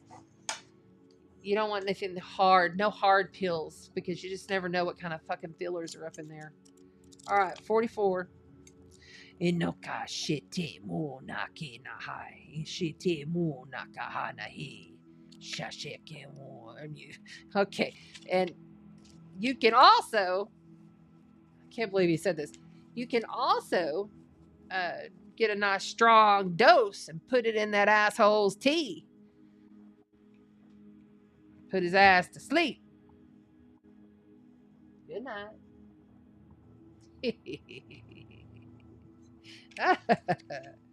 Oh my God. All right. This is an acceptance type of herb. Okay. So it's order, loosening, accepting, embracing the imperfections. It's persistence and flow. It's also triggerability, to become triggered. You triggering others. Overly ambitious, self-criticism, perfectionist, self-judgment. And this is the plant It says ancient physicians refer to this plant as phu, Phu, due to the pungency of the smell referenced in the text. Smelly old socks. It does stink. Valerian stinks, stinks, stinks. While other names of the plant, such as all heal, as in Heal, and cut finger, are common. The Latin origin of Valerian's name comes from valor, meaning to be strong and healthy. There you go, Earth signs. Sending you so much love. Get you some valerian root. Spike it if you need to. Do what you got to do to get through all of this crazy, crazy world that we are dealing with.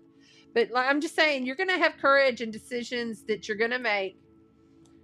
This relationship it's just not going to work. And I feel like what you're going to have to do is make some big changes within you to even try to think about moving on with it or moving on with another.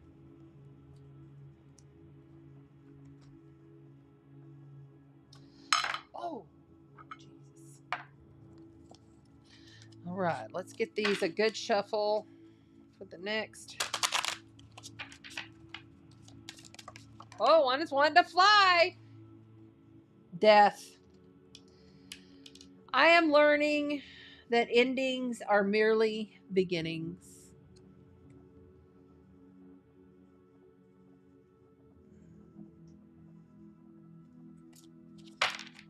You know, when someone leaves this physical realm, and especially if it's an animal, because I've just had this experience, they are not attached to their physicality. Animals have zero attachment to physicality. They just see it as another stage. They just see it as another thing. They don't have that attachment to physicality. And when you leave the physical body, you don't have attachment to it. Those of you that astral travel, those of you that do, you can get up out of the physical body and you can walk around and with your energy body, you don't look back at your body and go, damn, I miss you. No. We were programmed through the ancients to believe death was sad. This is nothing. We don't have any attachment. The ancients do not have attachment. None. So no need to have the attachment. Yes, you may be sad, but remember, you've been programmed to be so.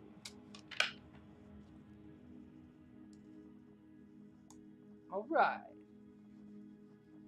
I'm getting really high on this energy. Here we go. Water is next. Thank you very much.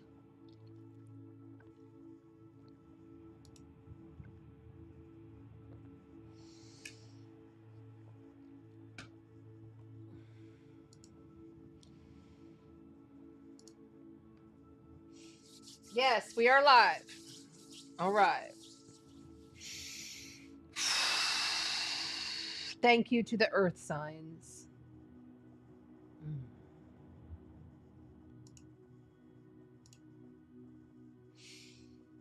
All right.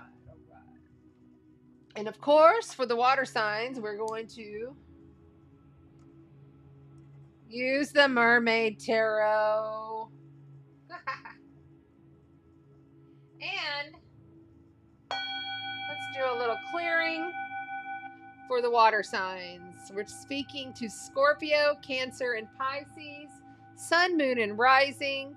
If you don't know your Sun, Moon, and Rising, if you want to receive these messages, please go to astrograph.com and get yourself a free birth chart so that you know what your Sun, Moon, and Rising is. Also a good idea to just do it on a laptop or a desktop, because when you use the app, which the app is okay, it's still good, but when you use the app, you don't get as much detail and learning, as you do on the desktop. Just saying. Unashite mokana he ushi nakahano unaki she temo Hane shete muna kana shete muna kana shete muna ke shunamaka shunakai shikimaka ne in u nitsikira ai na u urenda kalun shinunamake na urun shimaka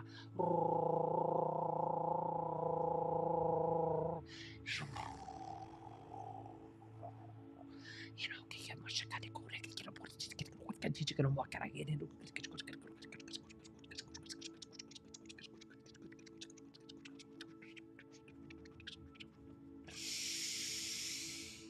Anai no mong kiki no kala ikron ne jikron nai tu nai shino make no ai nai shite shino makana shite shite to makana shite to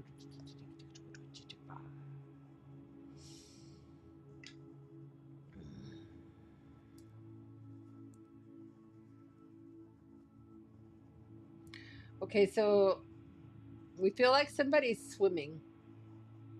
And it could just be a metaphor, but we're seeing someone swimming, or have been swimming, will go swimming, been in the water. This is not a bathtub. You're in a large body of water. It can be a pool, a lake, the ocean, a deep river, something about swimming through the waters. And I know that sounds very obvious because we're dealing with water signs, but like this is like I'm seeing a vision of and I'm feeling like I'm going through the waters, almost like I'm trying to make my way through the waters, and it could be just a metaphor for going through a lot of emotional stuff.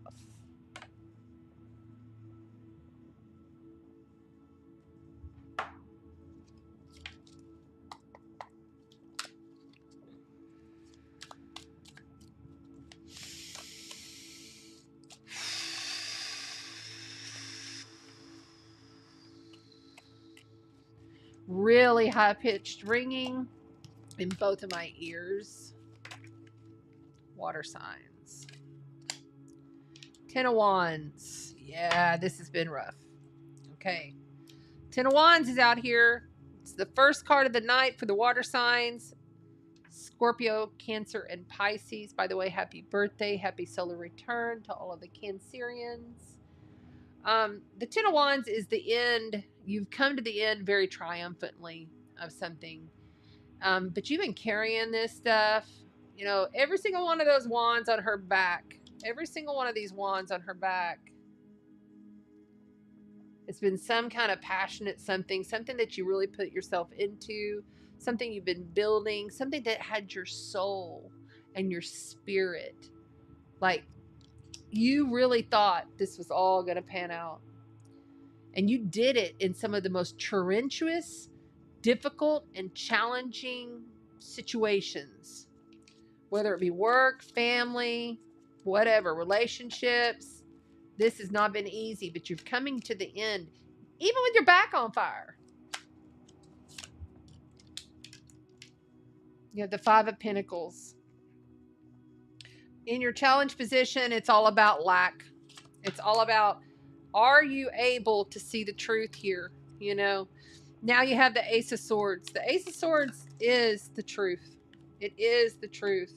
Followed by the Six of Cups, the Ace of Cups, the Four of Wands, and the Two of Cups and the Lovers. It all came out. All right.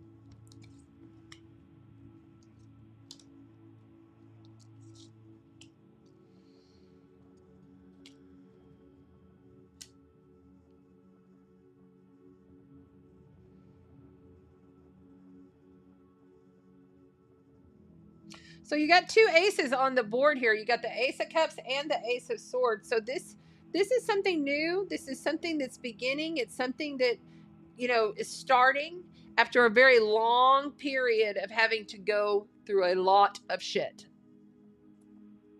Your challenge here is to see that there is a light. There is help.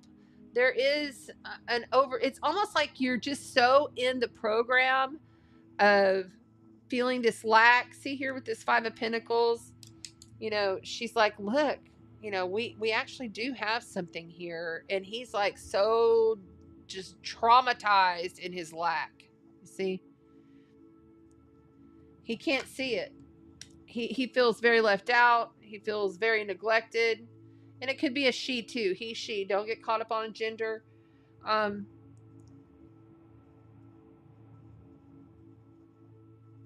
I feel like there's a lost love, there's a lost romance, there's a lost longing, because you've got the Lovers, major life event, major arcana, the Lovers is here, but that's also Gemini energy, and it could be in duality. It could mean just two very opposite souls. But, you know, look at her. She's like in love with herself. She's in love with who she is. But you have the Four of Wands, which is a celebration. And by the way, the Four of Wands has come out, I think, at least one time before. So you might check the other, like, because your sun, moon, and rising, right? You might want to check the earth or the fire. The Four of Wands is a celebration. It's often a wedding or a ceremony of some sort. It could be a, you know, a get together, a spiritual tribe getting together, but often it's in some sort of celebration of a completion of everything that's come through. But I feel like after the fact, it's like, I just can't believe that things are going to be good. You know, there's that soulmate union card. That soul union card came out last reading too. So there's a lot of relationships. I feel like because Venus is about to be visible again in the middle of July. And she's being reborn the evening star, which is very different than her being the morning star, right? She was the morning star. And then she went into the underworld, and, you know, many, many, many months. She had to go into the underworld, get burned out, and come out and be reborn. And we see her now at sunset, you know, in the evening on the horizon. I'm not seeing her quite yet, but I feel like there's a lot of relationship healing and softening going to come into this whole situation for you, water signs. I think that you're just so stuck in, like, literally, this has always been hard. It always will be hard. How am I going to get through this again? You know, this is also looking to the past. You know, Six of Cups is about being melancholy and wondering, well, it used to be so good, and why don't I have this? Why isn't this all around? But you got the Ace of Swords. There's only 4 aces in 78 cards of the tarot, and you got the Ace of Swords and the Ace of Cups. Give it a minute, water signs. Just let things birth. The Fool on the bottom of the deck. Major life event, major arcana, the Fool on the bottom. And why? Because the Page of Swords. You were curious, naive. You didn't know. You're just doing what you thought you were supposed to do. You know? It also could involve a young child. But this right here says, take the chance, be the pioneer. Instincts. It's all about instincts. What are your instincts, water signs? What is your intuition guiding you? Using an open heart. Nurturing the self. But I do feel like there's some relationships that, like, you know, it's just like this Lover's card. She's saying, I must love myself. I must be my own lover. You know? You know, what I love about this card, if you look up real close, is that she's like looking at herself on land. And what was I speaking to, I think, before we even began this? Something about the mermaid, because the galactic mermaid, you know, she is so present. And she's like, I just want to be able to get my sea legs. You know, I want to be able to walk. I don't mind if I wobble. I just want legs. Think about it. Think if you was a real mermaid. How would you feel? And like, it would be okay, even if you just barely could walk, just to have some legs so that you could check out all of the land. Because you're confined. You're only in the water. Don't confine yourself. You can have both. You can have both. Lots of cards came out here. There is a celebration. There is some positivity, but I feel like it's you. I feel like you have to challenge yourself to really see the light through this whole situation. That it all was planned by you and your highest self. Yes. Thank you. All right, let's keep going. Let's see what your soul says, water signs. What does your soul have to say? What does the water sign soul say? Speak, water signs. Soul, speak. Woo, patience. Patience. Patience. I accept that everything happens in divine order. Everything. Everything happens in divine order. It doesn't happen by mistake. If it's happening, it's supposed to happen. You also got trust. I accept that my inner voice will always guide me correctly. Patience, trust, pride again, and humor. I choose to focus on the lighter side of life. I love myself. I see myself in everyone. See yourself in everyone, even those that you cannot stand. Because it's there, looking at you in the mirror.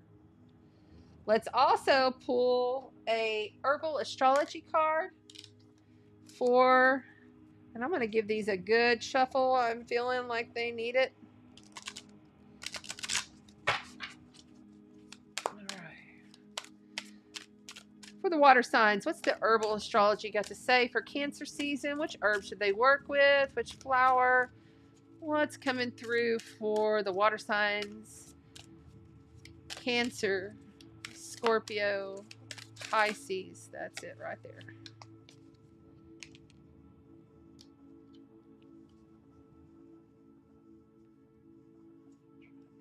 Mitraganya. Mitraganya. And it says shape-shifting. No shit. It says shape-shift. Are you going to be able to shape-shift your ass out of this situation and quit like living in the lack? Quit sending out the frequency of lack? No reason to live in lack. Even if you don't have a lot, you still have everything because you're creator.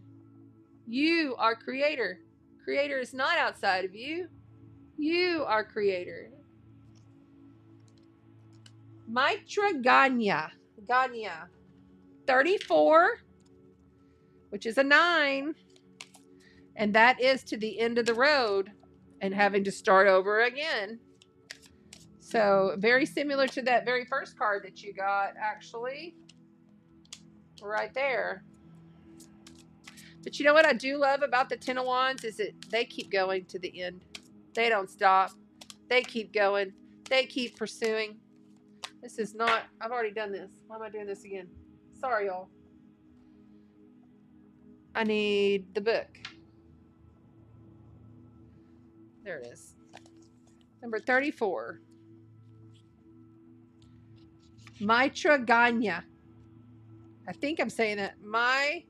Mitraganya. I'm not real sure if I'm saying that right. Shape-shifting. Subconscious healing. Synchronizing the inner and the outer worlds. Shape-shifting. Time travel. Transcendence of illusion. What is real and what is not? Obsessive thoughts, illusionary facade, addictions. That's the other thing. Saturn in Pisces with Neptune at 29 degrees as addictions. All kinds of addictions. It's all that energy being toyed with. Self-abandonment, unable to grow, stagnancy.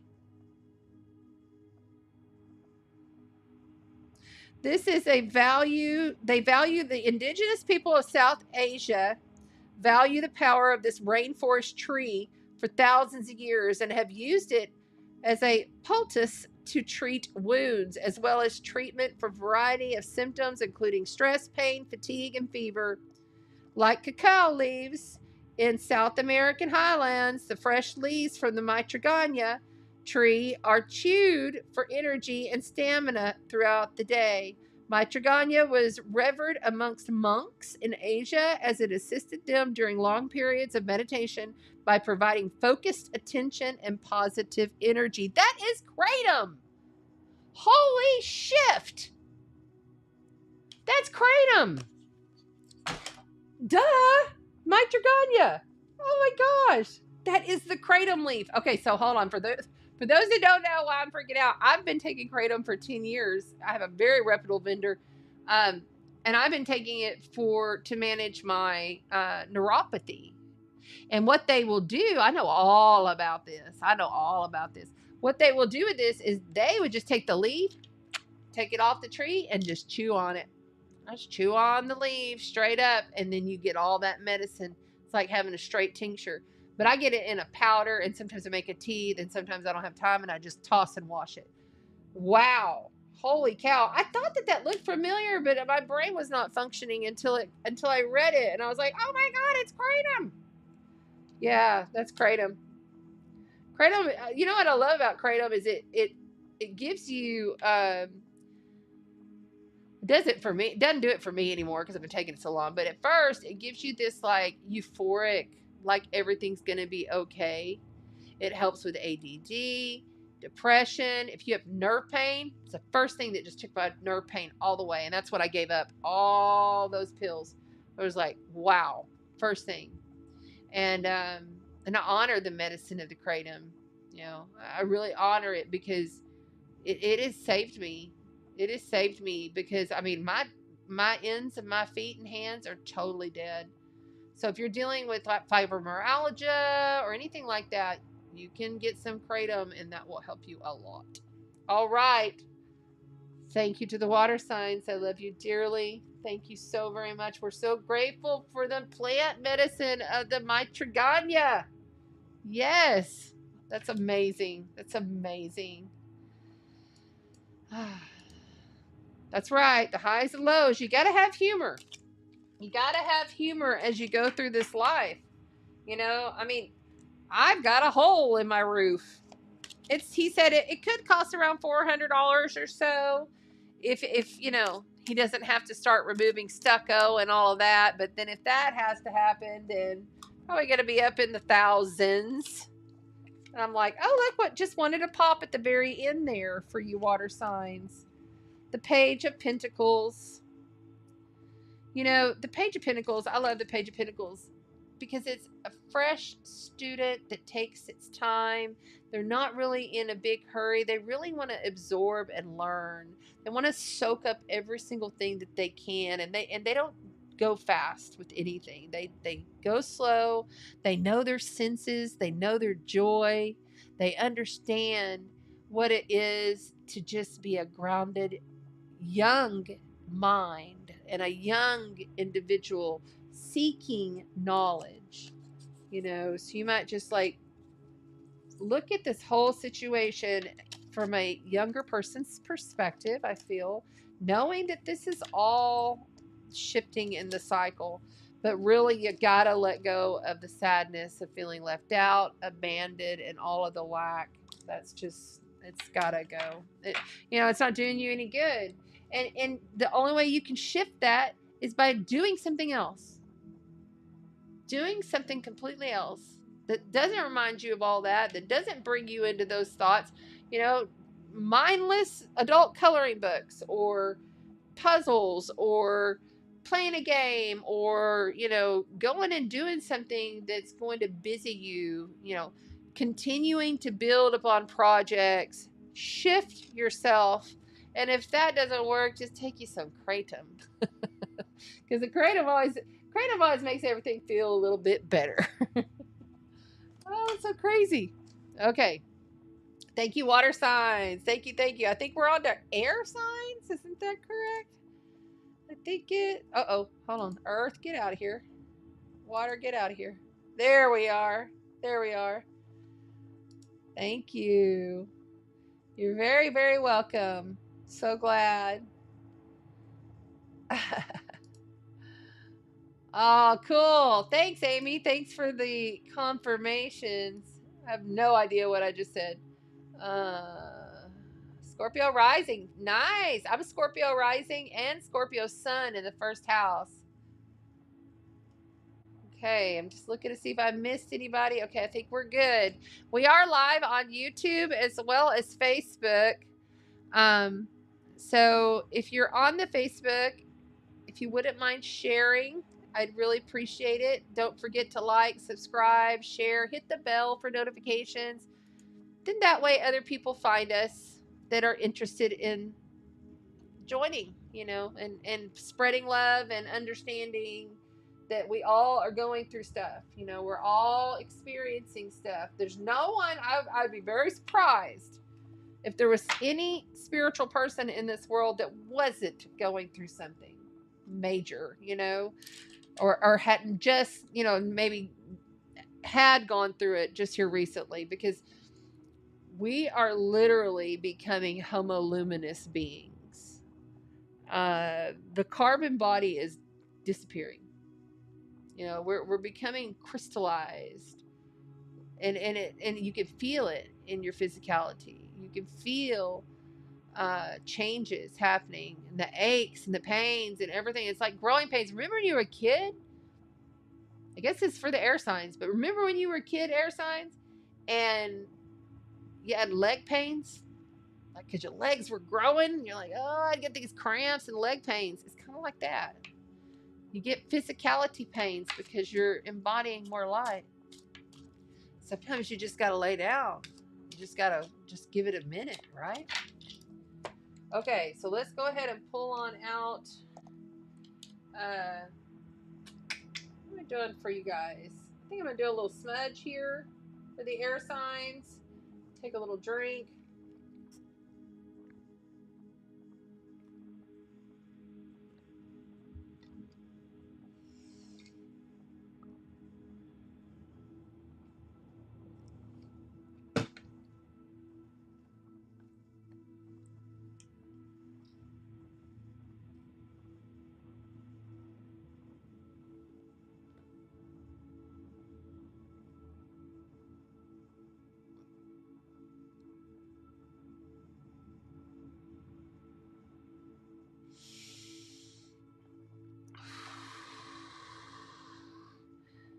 Air signs, we are tapping into your nervous system.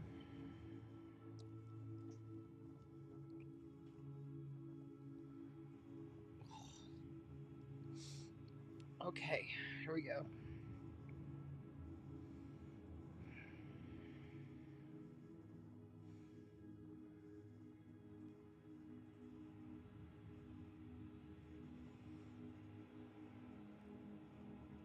So there's a lot of backpedaling going on, and this is something you're becoming more and more accustomed to, because not only are the people around you backpedaling, but you're backpedaling, and you're supposed to, and it's okay.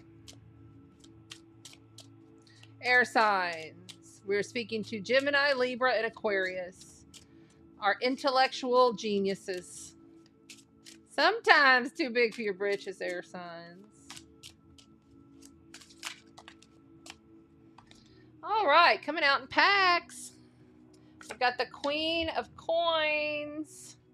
Yes, grounded in your grace, knowing that you can handle anything that comes your way, not allowing anything to be wasted. Okay? The backpedaling is meant to be there for a reason right now. You have the Eight of Cups. So the Eight of Cups can also, it says stagnant routine, which is interesting. I've never heard it described that way. But for me, the Eight of Cups is you have, every single one of those cups you have put a lot of your heart into. Every single one of those cups you have tried everything to accomplish this, to make this person happen, to deal with this, and to do it with your intuition. See, that's the difference between the Eight of Cups and the Eight of Coins. You're working diligently with your intuition throughout that entire thing. But at some point, that cup is empty. And in order for you to move on, to get joy and wish fulfillment with the Nine of Cups, which is the next card, you have to walk away from something. And this is your challenge position. So you are challenged to walk away from something that at one point in time was everything you wanted. The sun is here. Thank God the sun is here for you. That is the best card in the entire deck. 78 cards, and you got the number one card in the deck.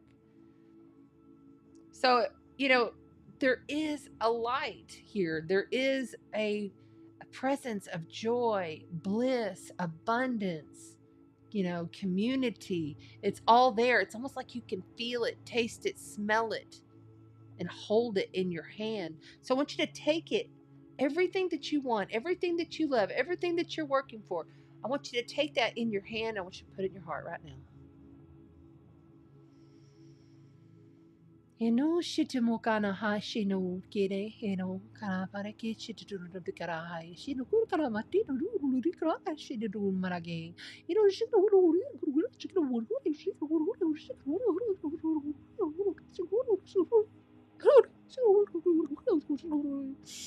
ora ki ru shima ka e kru shino ru shino kru amakira ru eno shitamo kana he shitemo kai. Shitimoka chun naki shitimoka eno shakana hina ko name shite no makana hina shitimoka na allow your nervous system to be ignited. Come back, do this again later. Four of Wands, the grateful togetherness. Oh yes, Four of Wands. It's come out, I think, in every reading tonight. Yes, it has. The Eight of Coins right below the Eight of Cups. Holy shit. Look at that.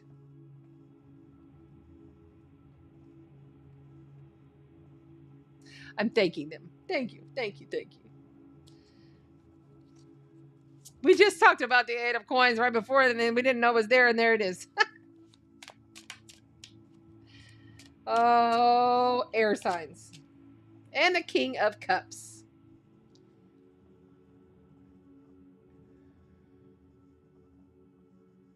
You know, the Eight of Coins is whenever you're working diligently at something, okay? But this, you're tangibly building something. It's around your work, or it's around your legacy. It's what you do with your life, and you're determined.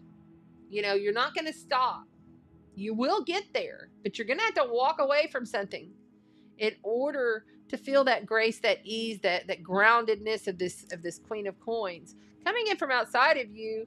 You know, so I'm still feeling this energy of like there's something outside of a lot of people that you're just feeling very abandoned.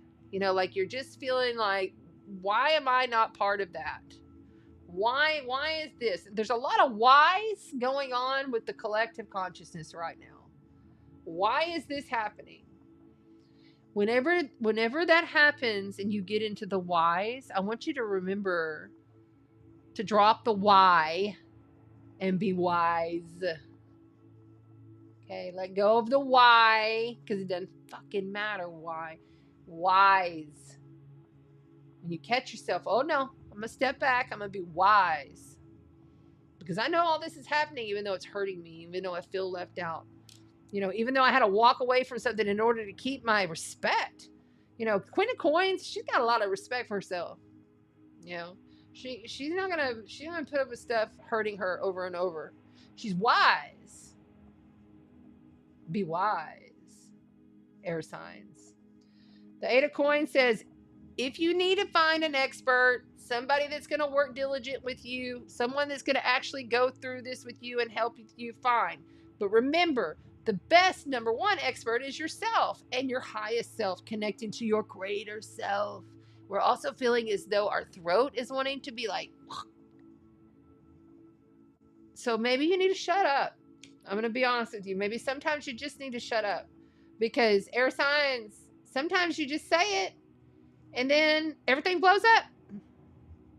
So take the different route this time. The King of Cups says peaceful diplomacy. Okay? If this was in reverse, that'd be uncontrollable emotion. There's always a higher and lower frequency to everything. Okay? You're walking away from this to find your joy. And that has nothing to do with these people out here with their celebrations, their gatherings, and everything that they've got going on. They ain't got shit to do This right here is them. That's not you. It's them. It's not you. Be the King of Cups. Hold your emotions and be like very like fair to the energy, fair to yourself, fair to who you are. Okay? Be fair. It's all good. We're on the air signs. We've done all the signs, and you can always come back to the replay on Chanda Sparkle's Astrology on YouTube. Whew. On the bottom of the deck for the air signs, you got the Hangman. You know, you are the one that's going to have to put yourself into this situation so that you can see it from another perspective. You want grace and ease, you want peace, you want joy. You're not going to get it by looking out. It's all within. If you look out and you see things that hurt you, where is the source? Where's the source? Because I'm going to tell you right now, it's never about them. It's never about what it's about. It's always about you. Everything. Oh, but she said blah, blah, blah, blah. Well, fuck it. Why did that trigger you? Why did that bother you? Oh, well, because blah, blah, blah. Well, why? Blah, blah, blah, blah. Why? Why yourself until you wise yourself? Put it in the comments. That's a good one. Why yourself until you wise yourself? Air signs. Shoo-wee. Yeah. The Hangman. Why? Why? Ace of Cups. Emotional readiness. We've had the Ace of Cups come out a couple of times, few times on the other elemental reads. So you probably go back over there for your sun, moon, and rising to one of the other signs and get some more messages as well. The Hangman, rewarding sacrifice. You know, the Hangman puts himself up there purposely. He hangs himself purposely. All right.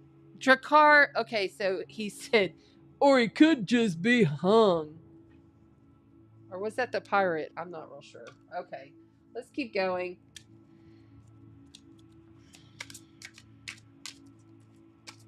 Now I'm embarrassed.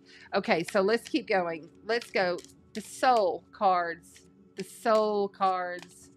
What is the air sign soul cards? Tell me about the soul of the air signs. What did the soul have to say? Love. I commit to the practice of seeing the good in all things. That's a big one. You know, can you really do that? Can you really commit to the practice of seeing the good in all things? To see the good in everything, even in the ugly things.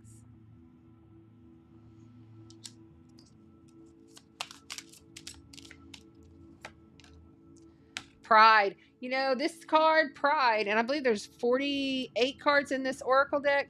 This card, Pride, has come out multiple times. Love yourself no matter who you are, no matter what you do. And by the way, happy Pride Month. Doubt. I release the need to know all the answers. I mean, you don't need to know all the answers. You just need to live your life in grace and ease and calm. And if you have to walk away from something, you still got this Sun card. And that is the best card in the whole deck. So there's a lot of light, a lot of illumination, a lot of things coming your way that are going to actually show you the way to go through all the shit. But I just feel like you're really feeling left out and you just really want love. So be love. Fear. Fear. I realize that I am testing my resolve to live in the energy of love. So you have to be prideful in yourself and see yourself in everyone and then be able to commit to the practice of seeing all good in all things in order to release the fear. Because your fear it can cripple you, right?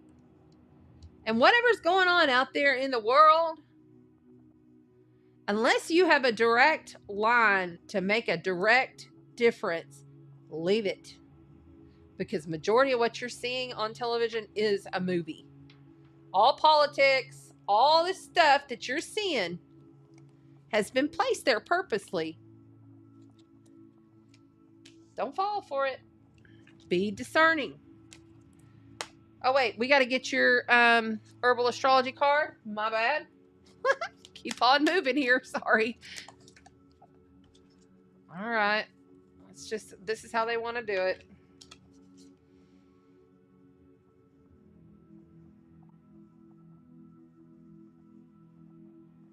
Okay.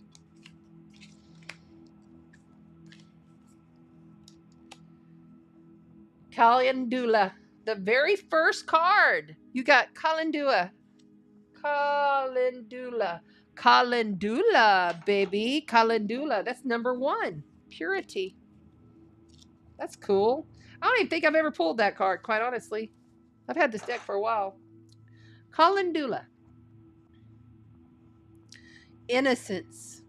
Childlike. Joy. Humility. Purity.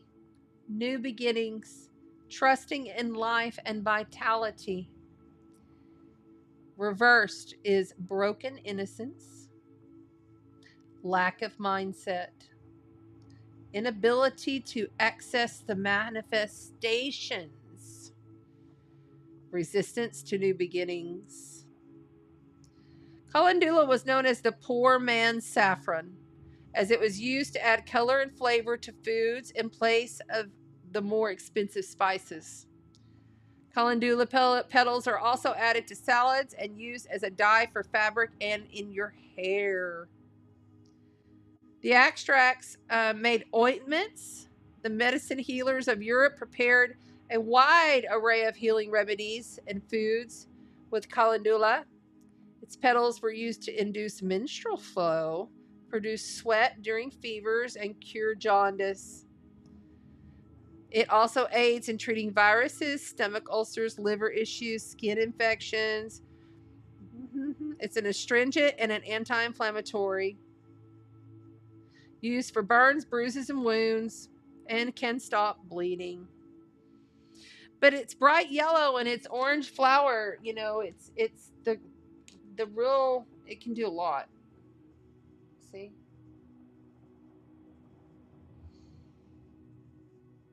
Vibrant. Solar plexus sacral energy. Use that to assist you as you move through this cycle. Okay, this one's wanting to speak. St. John's wort. Radiance. It was just popping as I was trying to pick up the cards to move out of the way. So St. John's wort, you got a bonus this time, air signs. You're the only one that got 2 of the herbal astrology cards. There you go. And it's the number 2 card. Isn't that cool? Wow. All right. That is going to do it for us tonight. Thank you to all of the zodiac signs who hung out for this amazing gathering together tonight. I do appreciate every single one of you doing the like, the share, the subscribe on YouTube. If you're here on TikTok, please come over to Chanda Sparkles Astrology so that you can support me in my work. This is how you can support me. Share me. Thank you. And if you would like to give a donation or be a contributor, down below are my PayPal and my Venmo. Cup of coffee, just a little something extra always helps, because this is an expensive feat to do this every week. And also we have giveaways, but we're taking a little break for the giveaways. I have a couple of sponsors, but I just need a break. And it's not that I'm going to just leave and disappear, but this is something else I really need to make clear, is that I can't count. I can't count on what I'm going to do tomorrow. I'm going to do my best to plan it, but I just can't, because sometimes I'm just wiped, or emergency comes in and I have to deal with it. And it's just something. It seems like there's always something. And so if that's happening to me, I know it's happening to many of you. So please know that my heart is with you. If you ever need to message me, I do candle work and prayer work twice a week. So if you have somebody or you yourself need a little bit of extra energy healing or whatever, I don't charge for that. It's part of my ministry. I have a list of people that I work and do candle work on. So you're welcome to message me and let me know. Also, if you'd like to get a session with me, I am booked through July, but you can get me in August. And if you can do a weekday, you could probably get in July because I have a couple of weekdays left. But if you're wanting to get in with a session with me and you're in my area, come on. You're always welcome to come by if you're curious. I have newbies that are sometimes like, what is all this? So you can always come by as well. I do love you guys. I really appreciate all the moderators and the ebbs and flows. I really feel like we are really being called to let go of planning. You know, it's becoming last year my higher guidance came through. I guess it was probably around this time, and said I need to get real prepared for not being able to be here all of the time. And I think now it's not me not being here on the lives, it's me having to show up in different ways that's not always out in the public eye. So that's kind of how that's rolling for me. But I do love every single one of you, and I do appreciate every single one of you. Thank you so very much. Enjoy the Cancer season, whether you're Southern or Northern Hemisphere. Yeah. Saturn is stationing gold chain vibrations. If you want a visual of that, go and check out like my banner on Facebook. And I do believe it's on one of my videos, but I'm going to have to throw it back up on this one because we had 3 times we had to start tonight. So big hugs to everybody. Thank you all so much for being here. I really appreciate you being here. And I love you. Why yourself until you wise yourself. Thank you. I need to put that up there. So go wise yourself. Oh, no, wait. Go why yourself until you wise yourself, right? We're going to say everybody bye on TikTok. Go wise yourself. Go wise yourself. Why yourself until you wise yourself. That's a good one. I like it. Walk in the light and spread the sparkle. Love you. Thank you.